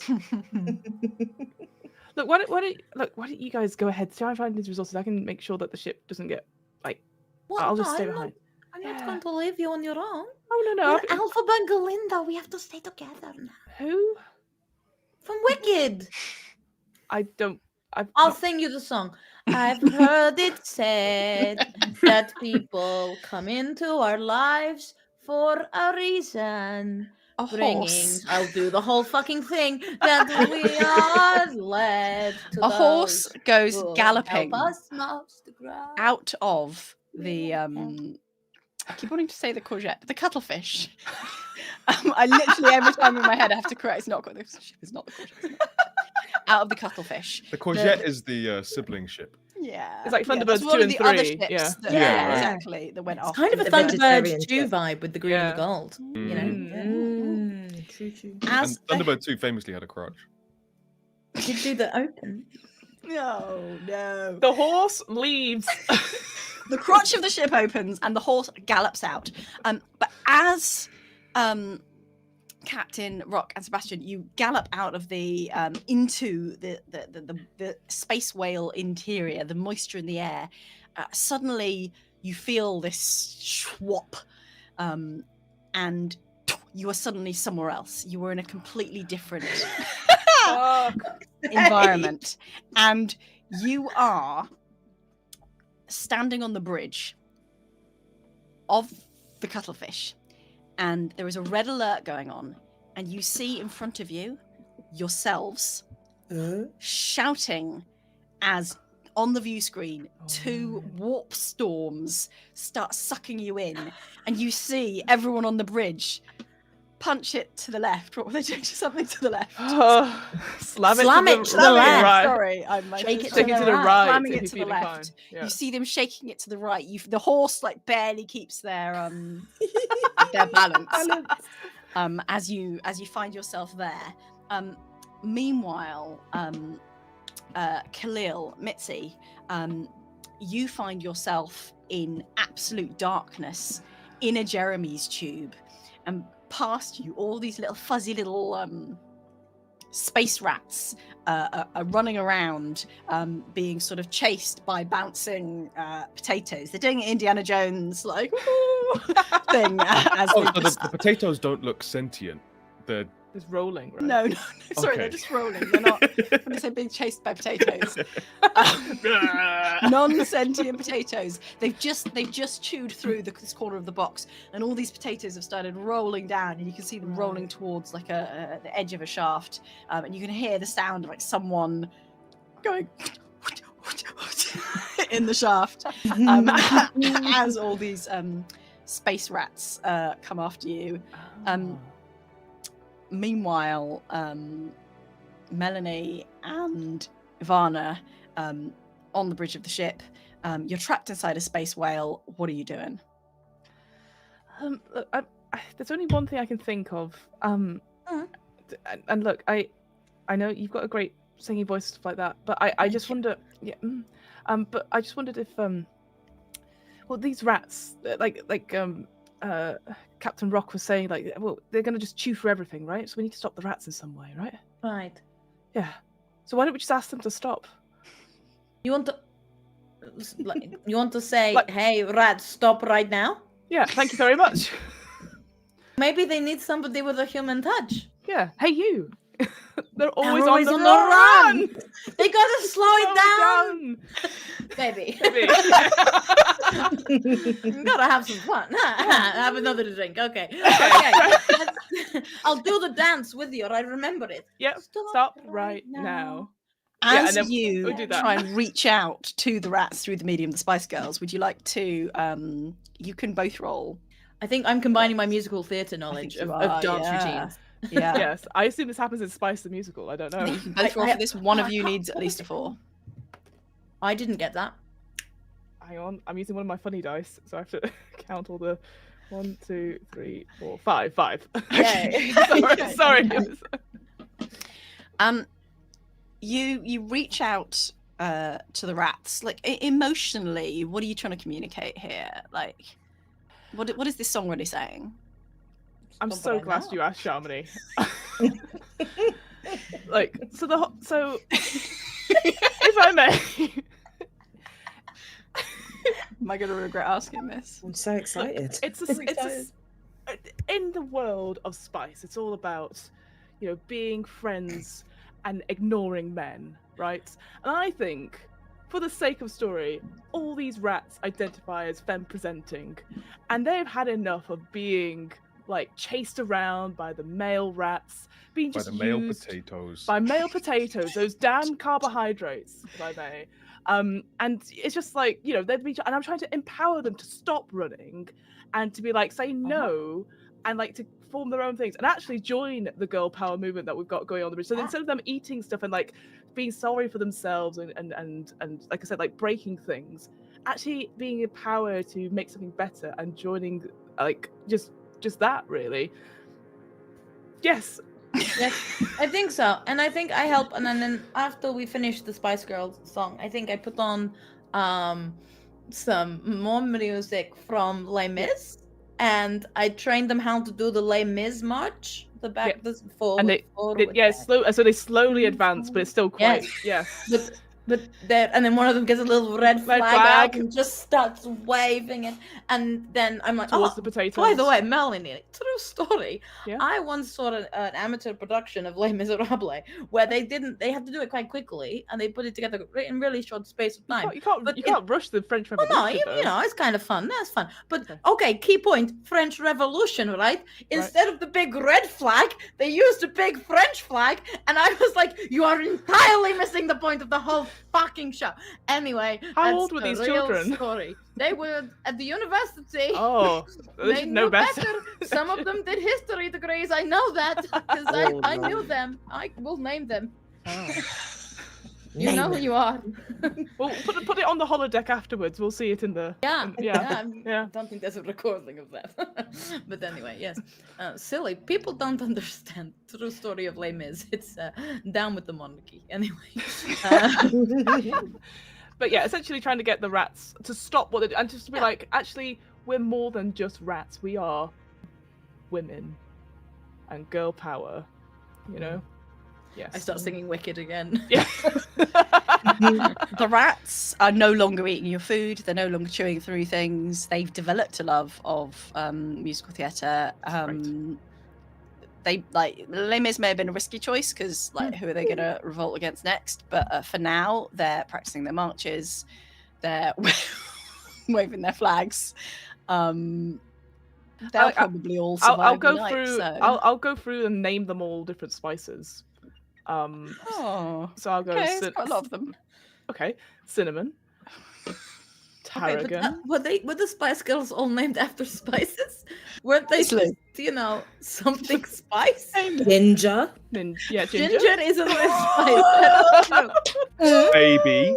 Yeah. Maybe it's not a real spice. Saffron. Saffron spice, yeah. 5 spice. Melanie, my favorite spice, melon. Melanie, yeah. Melon. While this is Melon's a bit happening, spicy. Peppercorn spice. Yeah, sorry. on the bridge, the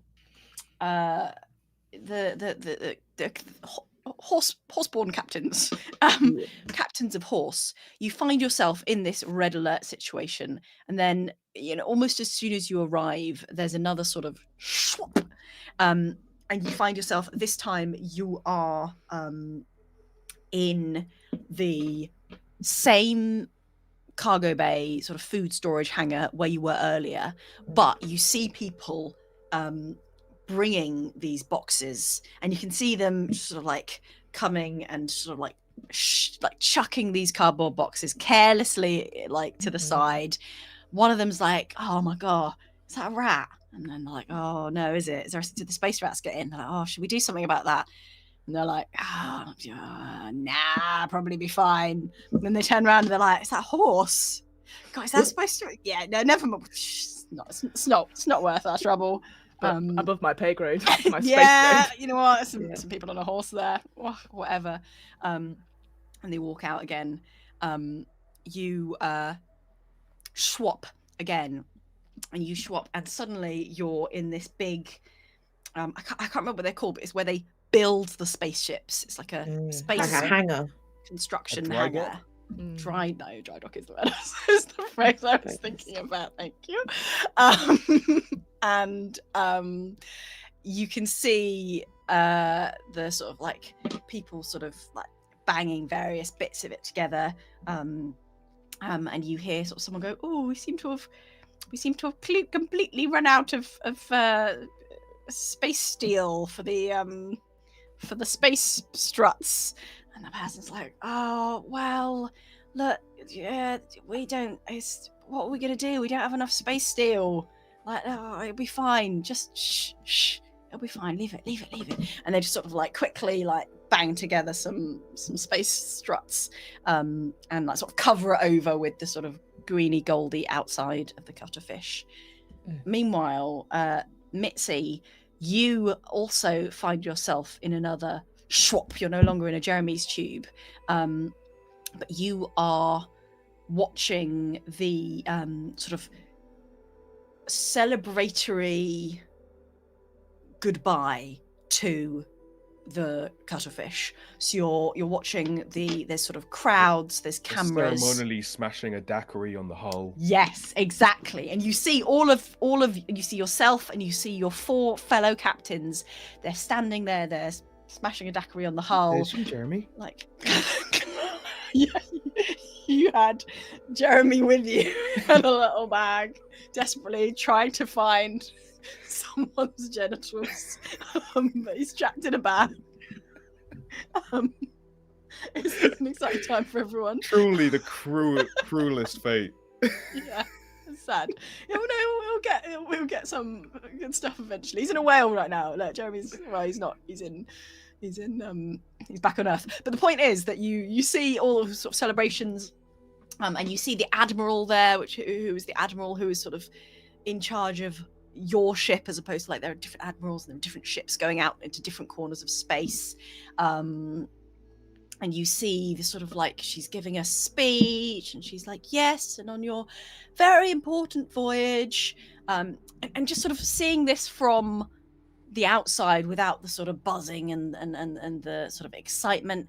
You know, she looks a little bit like she sort of like checks her watch. She's kind of like doesn't look like she is fully sort of believing everything she's saying. She's just like, yep, you guys, you're gonna be great. Go and save the Earth's finest nerds, all on this ship here for us to go and save us. Jeremy, are we the Astra Militarum? That seems like the speech a commissar would make to a bunch of new recruits that are going off to die on an expeditionary fleet. And as you have this sort of Warhammer-based insight, you sort of swoop back, and you're back.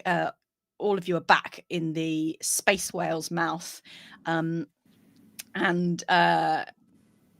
Ivana and Melanie. I think you see on the view screen your fellow captains, and you've seen them. They sort of like seem to sort of like pop in and out, and they keep sort of appearing and disappearing.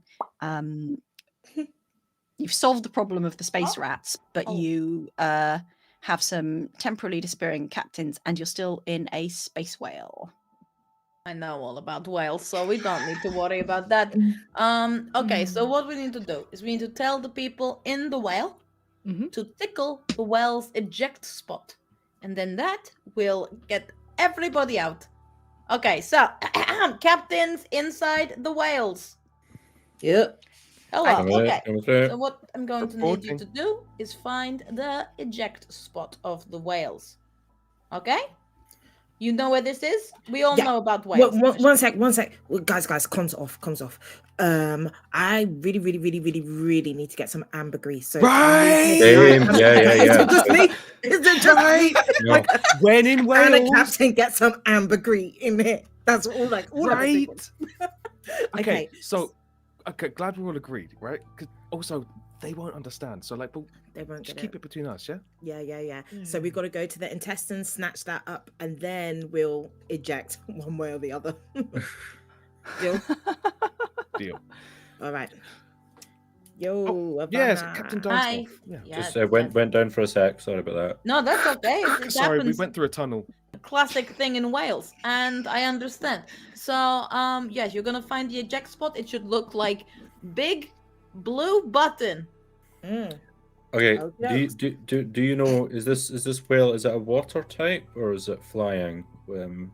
No, I don't. I mean, it's pretty dark. It's both. Because it's Dark a whale. type. Okay. I need Definitely not something. normal. I don't know what you're talking about, Sebastian. I need something steel. Okay. Okay. Great. No, that's fine.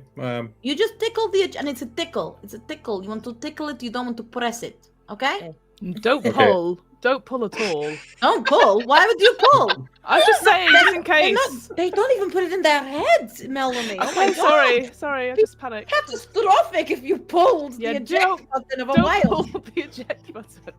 You have to tickle the eject blue button of a whale's, which you will find through the heart. Okay? The heart is the way to the eject button, of course. Yes, of Yes. course. That makes It's- complete yeah. sense. That was the way. It's on Yeah. the outside of the heart. You tickle the heart, and it'll go, I'm a whale, so you can leave now, and we'll all be free to go. Great. That sounds wonderful. Aye, Captain. Aye, Captain. co-captain. Go, Yeah. captains. Woo! We'll go to the Have a intestine sign first, off right? like that. Oh, it's straight to the intestine. Yeah, that's right. Okay, great. Yeah. As you make your way to the intestine, would you like to roll for inner whale navigation for me? This is just like when Captain Titus got swallowed by a Trigon Prime, and he had to chainsword his way out of its guts. But we don't need to chainsword. We just need to find the eject button. But Would anyone else like to contribute a relevant epiphany to this scenario? I What don't know Shami's that. saying I is don't that's know. not good enough. Yeah. No, I'm saying I want you all to be able to roll. Okay, just sorry. Remind me what we need to do again. it's like we're Sorry, I've got the Navigate to the intestines Ah, in yeah, order yeah, to find this excellent, ambergris. excellent. get Yeah. ambergris Yeah. and then Then go to the navigate to the heart. heart. Tickle, don't pull, or Do push. not pull. The button that definitely won't be there. Because Ivan doesn't actually know anything about whales. This We don't but, know that. yeah, that could work. But before you roll for it, because you're all in a strange state, so you will have to roll for it. So it'd be nice if you all roll for it, and then only one of you will need a 4 in order for you to succeed. So Well, Cool. I had to. Well, I know what it's like to go through a very dark cave after encountering so many Zubats and previously playing Pokemon. So this is just like that. it's exactly like that. I feel. Yeah. This is just like going through the skull caverns. And I might need to jump down a few mine shafts. I might be met with some monsters, but we're gonna make it through. I know where I'm going. I'm just going through to the guts. Straight to the guts. Just like a space hole. Straight to the guts. This is a very going to different body parts based one shot. So that's Very magic school bus. It really is, yeah. Yeah. Would you all like to roll a d6 for me? And I'm looking for at least 1 4 to guide you to the intestines. 3. A 3. We got a 4. Oh, And we got a 6. Yay! You. Oh no, Sebastian, not that way. Oh, it's just there's something. Oh, okay. You're walking sideways instead. That's the spleen. don't get distracted by the spleen. Classic. But you're in the GI He's got tract. spleen here. madness. you managed to making your way. You're sort of following the way that the food goes. This feels kind of natural. Does anyone know any more ambergris facts? Yes. Yeah. Can you just? So when fresh, it has what is described as, bear with me, a marine fecal odor. Okay. So like Okay. salty and fresh, and also fetid and pooish. Yeah. Okay, but it's not poo. No, but it is Fecal-like. formed in the digestive Fecal. system of the whale. Okay. So yeah, so it's kind of gross and pooey, but also waxy and seedy. Okay. And it's kind of it starts off kind of a dark grey, gloopy kind of substance, and then after it's harvested and kind of has like matures outside the body of, not matures, but like after it kind Dries, of I guess. cures outside Yeah. the body of the whale, it becomes a lighter color and has a much lighter aroma. Oh, good. Well, that's Kind nice. of a paraffin-y vibe. I'm going to say with your 4 and a 6 that you, the 4 gets you to the intestines, and with that 6, you find yourself surrounded by space whale ambergris. It's everywhere. It's all around you. It's all that you could possibly want, and that there is plenty for all 3 of you to have all that you need. Oh, we've hit the mother lode, folks. Oh yeah, I'm filling my pulling- inventory. Yeah, I'm pulling jars and bags out of my various pockets Yeah. and scooping. I Is just Jeremy scoop having to into the share? saddlebags Yeah. of this Yes. horse. All of the spare slots in your binder. Oh, no. Yeah, I just start no. emptying the cards out and throwing them away. No, the shiny Charizard. No. Oh my gosh! but Amber this Its is Its more resale value important. was plummeted. Oh, Yep. Mhm. Yep. You have all of this stuff. What would you like to do? Find the exit button. Yeah, well, we've got what we came here for. Yeah. Let's find Yeah. that exit button. Do we see anything like blue and buttony looking? No. That's not a thing. What do you mean? If we go back to the wait, bridge, okay, By the heart, I told them. do we see Mm. some kind of maybe a cyst or a lesion on the inside of the intestine that could have been caused by damage caused by this is just like what hookworm does if you have too many of them, or what those little cercariae, those little spiky eggs that sometimes get lodged in the host tissue. What if we prodded this? Oh Give no. it, tickle it. We won't push it or pull it. We're not animals. Yeah. Well, Yeah. this is a dark type, so we need something steel. Make the horse kick it. Yes. Yeah. Very good. Ooh, I love that. The fact that we're all like, yes, perfect. Millennial, It says, "You get it millennial now." unlock there. Yeah, absolutely. Rachel, would you like to add anything to this attempt to kick and tickle a cyst? No, I think I just kind of give my horse a little horsey hug, and I just say, bring us home, darling. And yeah, kicks it. I will allow you two rolls to try and get a 4 in there. Khalil's keeping quiet. Sam, do you want to roll? Yeah, I got a 1. Oh, fuck. I gotta see. Yeah. So like maybe the horse, like we're having trouble lining up the horse to kick it because it's kind of like a bit high up on the wall.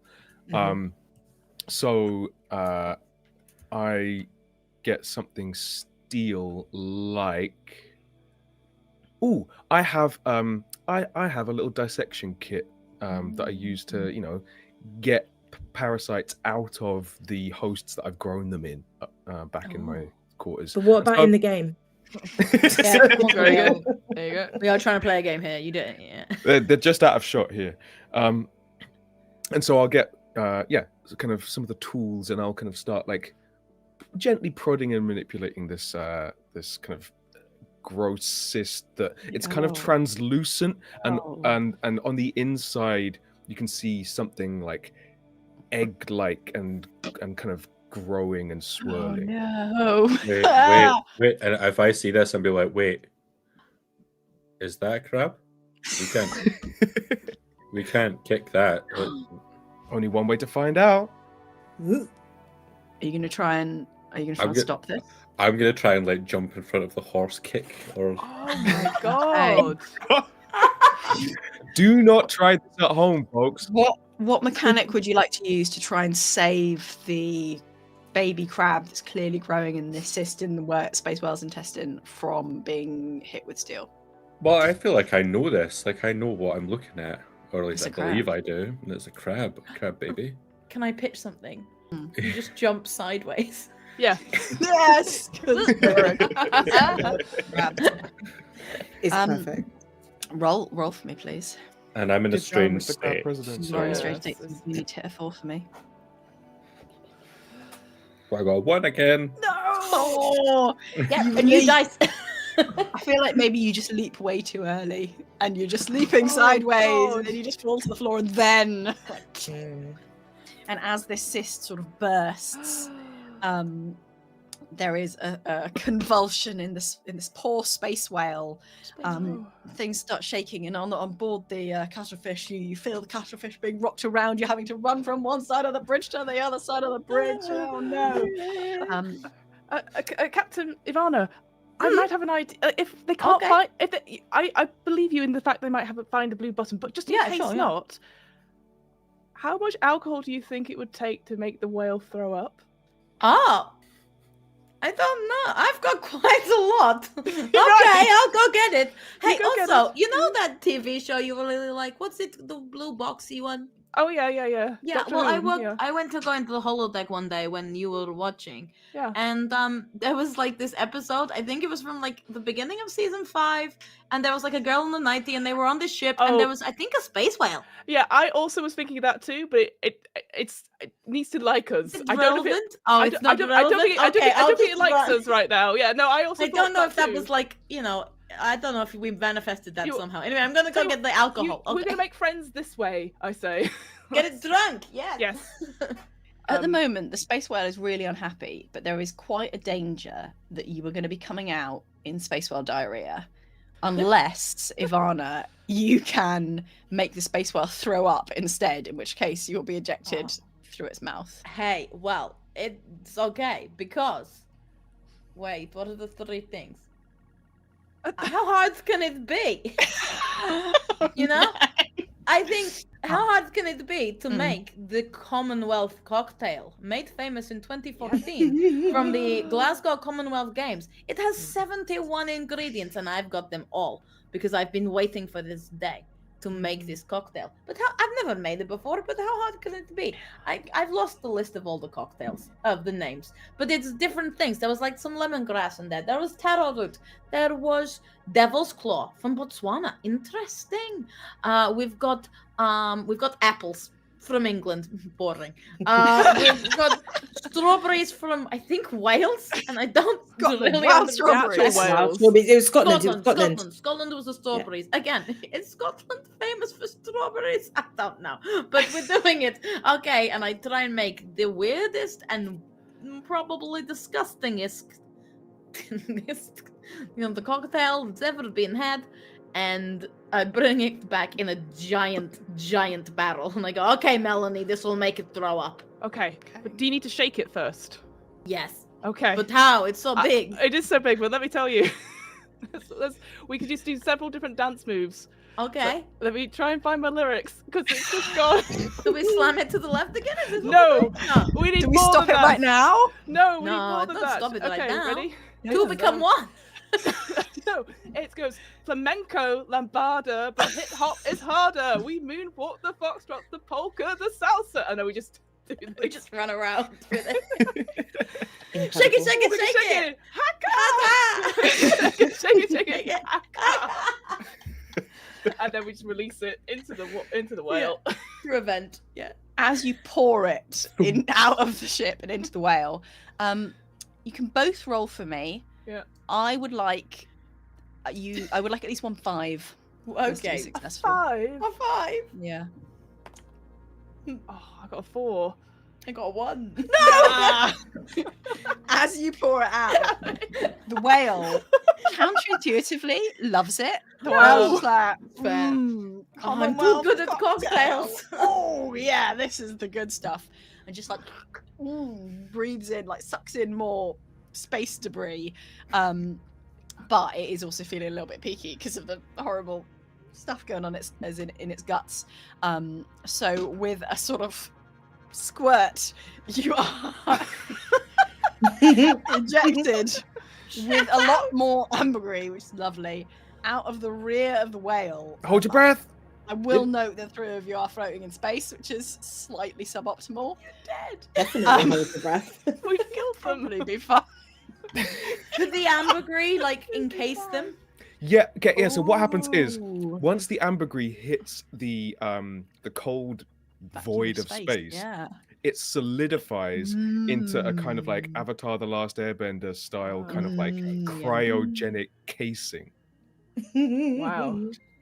Oh, do Incredible. we get shut out? Did as we well? get? Yeah, did we get shut out? Yeah. You're all together, but they're Okay, floating in Okay, we space. need to get them back in. It's okay. So I'll get Jelly, put them on the space console. I'll sort of pat them there and I go, okay, just this once, everybody lives, and I'm gonna bash all the keys as TARDIS style Yeah, to see that if I works. could like get the cuttlefish. Like I assume we've got limbs that I can try and grab people with and put them in. It's a Like, cuttlefish. It's got loads of tentacles, of Yeah, course. so we can put them Of back in, course it yeah. does. I'm going to say that it works. I'm not going to make you roll. I'm going to say that the cuttlefish's tentacles emerge from its bluey green body, grabbing different floating bits of ambergris, of people encased in it, just like floating things, bringing them in, and you are all deposited on the floor of another hangar. And just before the sort of airlock closes, you all see, you guys can see it through the view screen, and the 3 of you who are outside just sort of see it through the blurry sort of shell that surrounds you. You see a planet, Oh. a beautiful planet, green and lush. And as you sort of all lying there on the floor, and you sort of come see how they are, you hear a voice come over the communication systems, and I think it's Kevin. It's Kevin. oh my god, it's Kevin. saying like, we fixed the sensors, and we found everything we were looking for. All the resources, all the metals, like it's all here on this planet. But the ship, we've been trying to fix. We fixed the sensors, but we've been trying to fix we've realized half the systems have been broken. The long range communications have been broken. That's why we haven't heard anything from HQ back on Earth. You know, we thought the ambassador would be calling us. We haven't heard anything from them for months. It's because it was like that was broken too. Half the stuff on the ship was broken, but it's fixed now, and we're able to. We sort of checked back in with HQ. We thought you were dead. So we're glad that you know 3/5 of our captains are still alive. We haven't told them about this paradise planet yet, but do you want to speak to HQ? A whole new world. A new fantastic point of Hello? view. No one to Captains? tell us no. I'm on hold. Where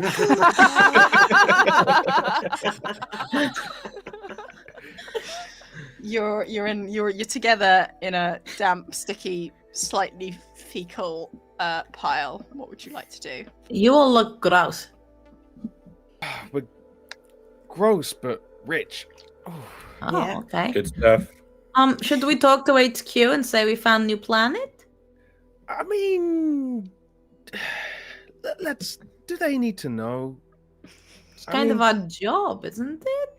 We could set up for a bit and think back to Yeah. you know when we set off. Yeah. And you remember that big rousing speech as we were being sent on our way, packed off on this ship. Yeah, like a Vita. Yeah. Like okay. And do you remember the fleet admiral didn't come with us on this Right. really important mission and stood there kind of phoning it in, really? Do you think that maybe we were sent out here, you know, not to come back? Now that you think about it, the other ships that were sent out, you know, 'cause ships were sent out in different directions, they were also full of nerds, but those nerds were sort of experts in like space construction and navigation and Well, that doesn't make any sense because they would have put some of the good ones on our ship. Otherwise, it would be like just getting rid of the 5 of us, like they didn't like us or something. I know that's a crazy idea, Yeah. but like, why weren't people with our skills on those ships? Mm. I mean, don't- either I we don't were know that sent to our anyone dooms, knows. or they were all sent to their dooms. Oh, How could they do that to them? that's Right? really rude. Poor people. They put Poor all of their us. eggs in this basket. That makes sense, though. We are the good Yeah. basket. Mm. Right. I mean, we made it this far. I'll go to the comm and I'll press it so it's on speaker. And I'm I'll still go, talking. Yeah, absolutely. Oh, Mitzi? So, I mean, what kind of regime would do that to every ship except one? Mm-mm. Do An they evil deserve regime. our loyalty? No. No. Like, Or who just do they think they hamburger. are? Right? To deprive every extension apart Like- from ours of the knowledge of Spice Girls, Doctor Who, cocktails, Yeah. musicals, Pokemon, crabs, Stubbs Valley, ears, and my He is. Yeah. Mm-hmm. just a bunch of wannabes. Yeah. As If evil it- as Jojo, Mark. it's almost like, you know, at the beginning of the Horus Heresy, when Horus was Oh, dividing no, up the forces Mitzi. amongst all the to weaken the defenses of. No, Terra. I want to hear. No, I want to hear your story. You tell it. Don't It's do it, not long, Mitzi. It's right? falling on deaf ears. I'm just I- saying, what if this is, you know, we have stumbled across a, you know, a maiden world, a paradise untouched by humanity, and would we be bringing the evil of the Imperium to it if we tell HQ? Maybe we could, you know, start our own little community here where, you know, we drink cocktails and we listen to Spice Girls and we play Pokemon cards and We Stardew can grow Valley. everything Shit, we my need. cards, my cards! What are they? Oh, They're in that whale.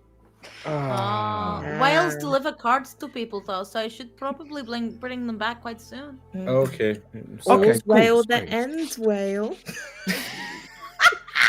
I mean, And cut.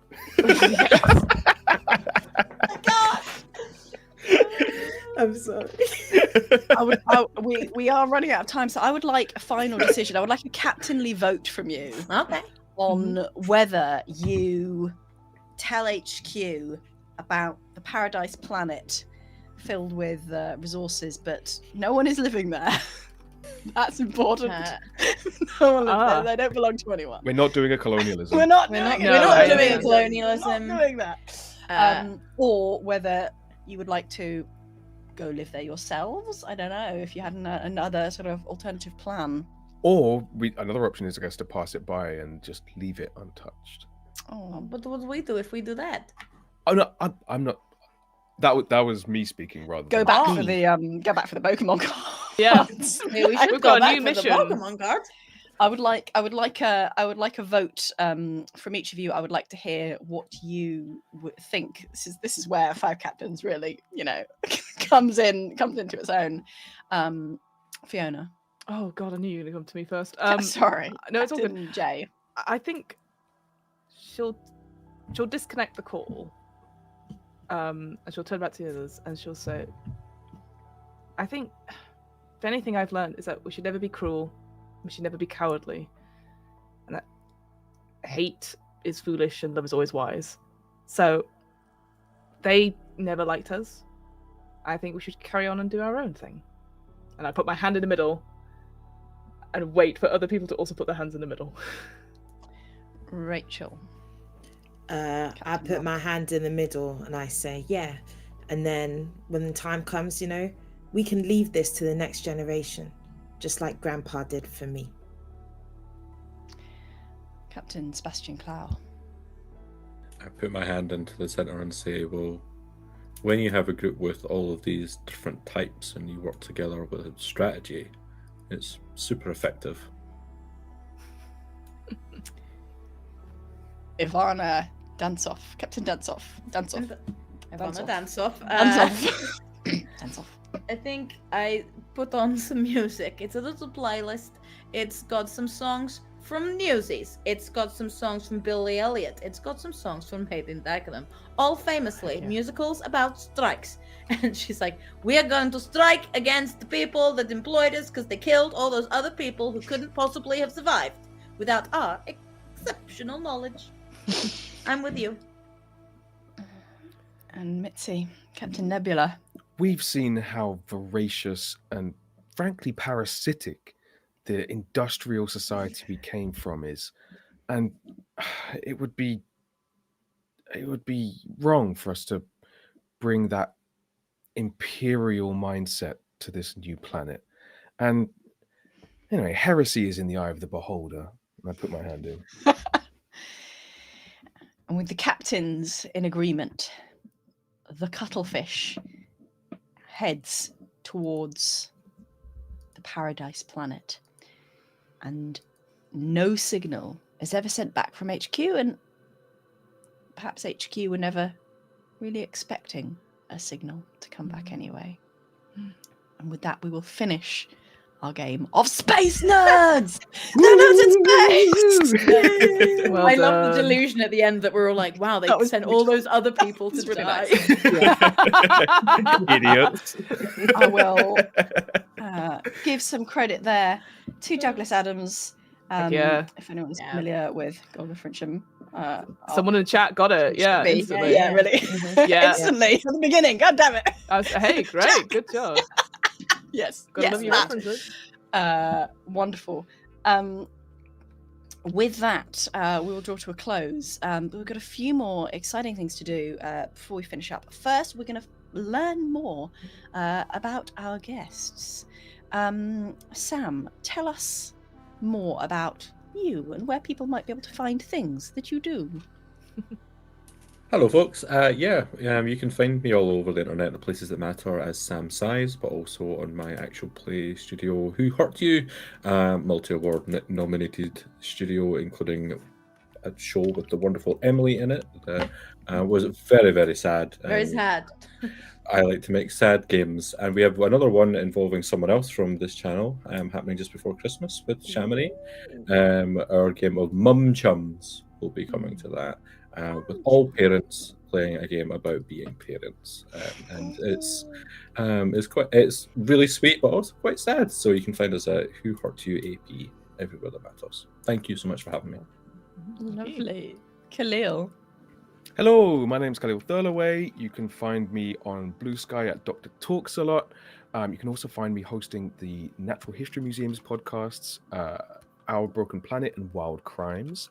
And you can find both me and Rachel on Science and Sorcery. So we've been on a little bit of a hiatus over the last few months, but in the new year, we're going to be hitting the ground running with some new faces, old faces, new stories, new game systems. So we're really looking to get lots of kind of guests coming in. Wonder if many of these three would like to play at some point. We'll see what happens there. Lovely. And Rachel, finally.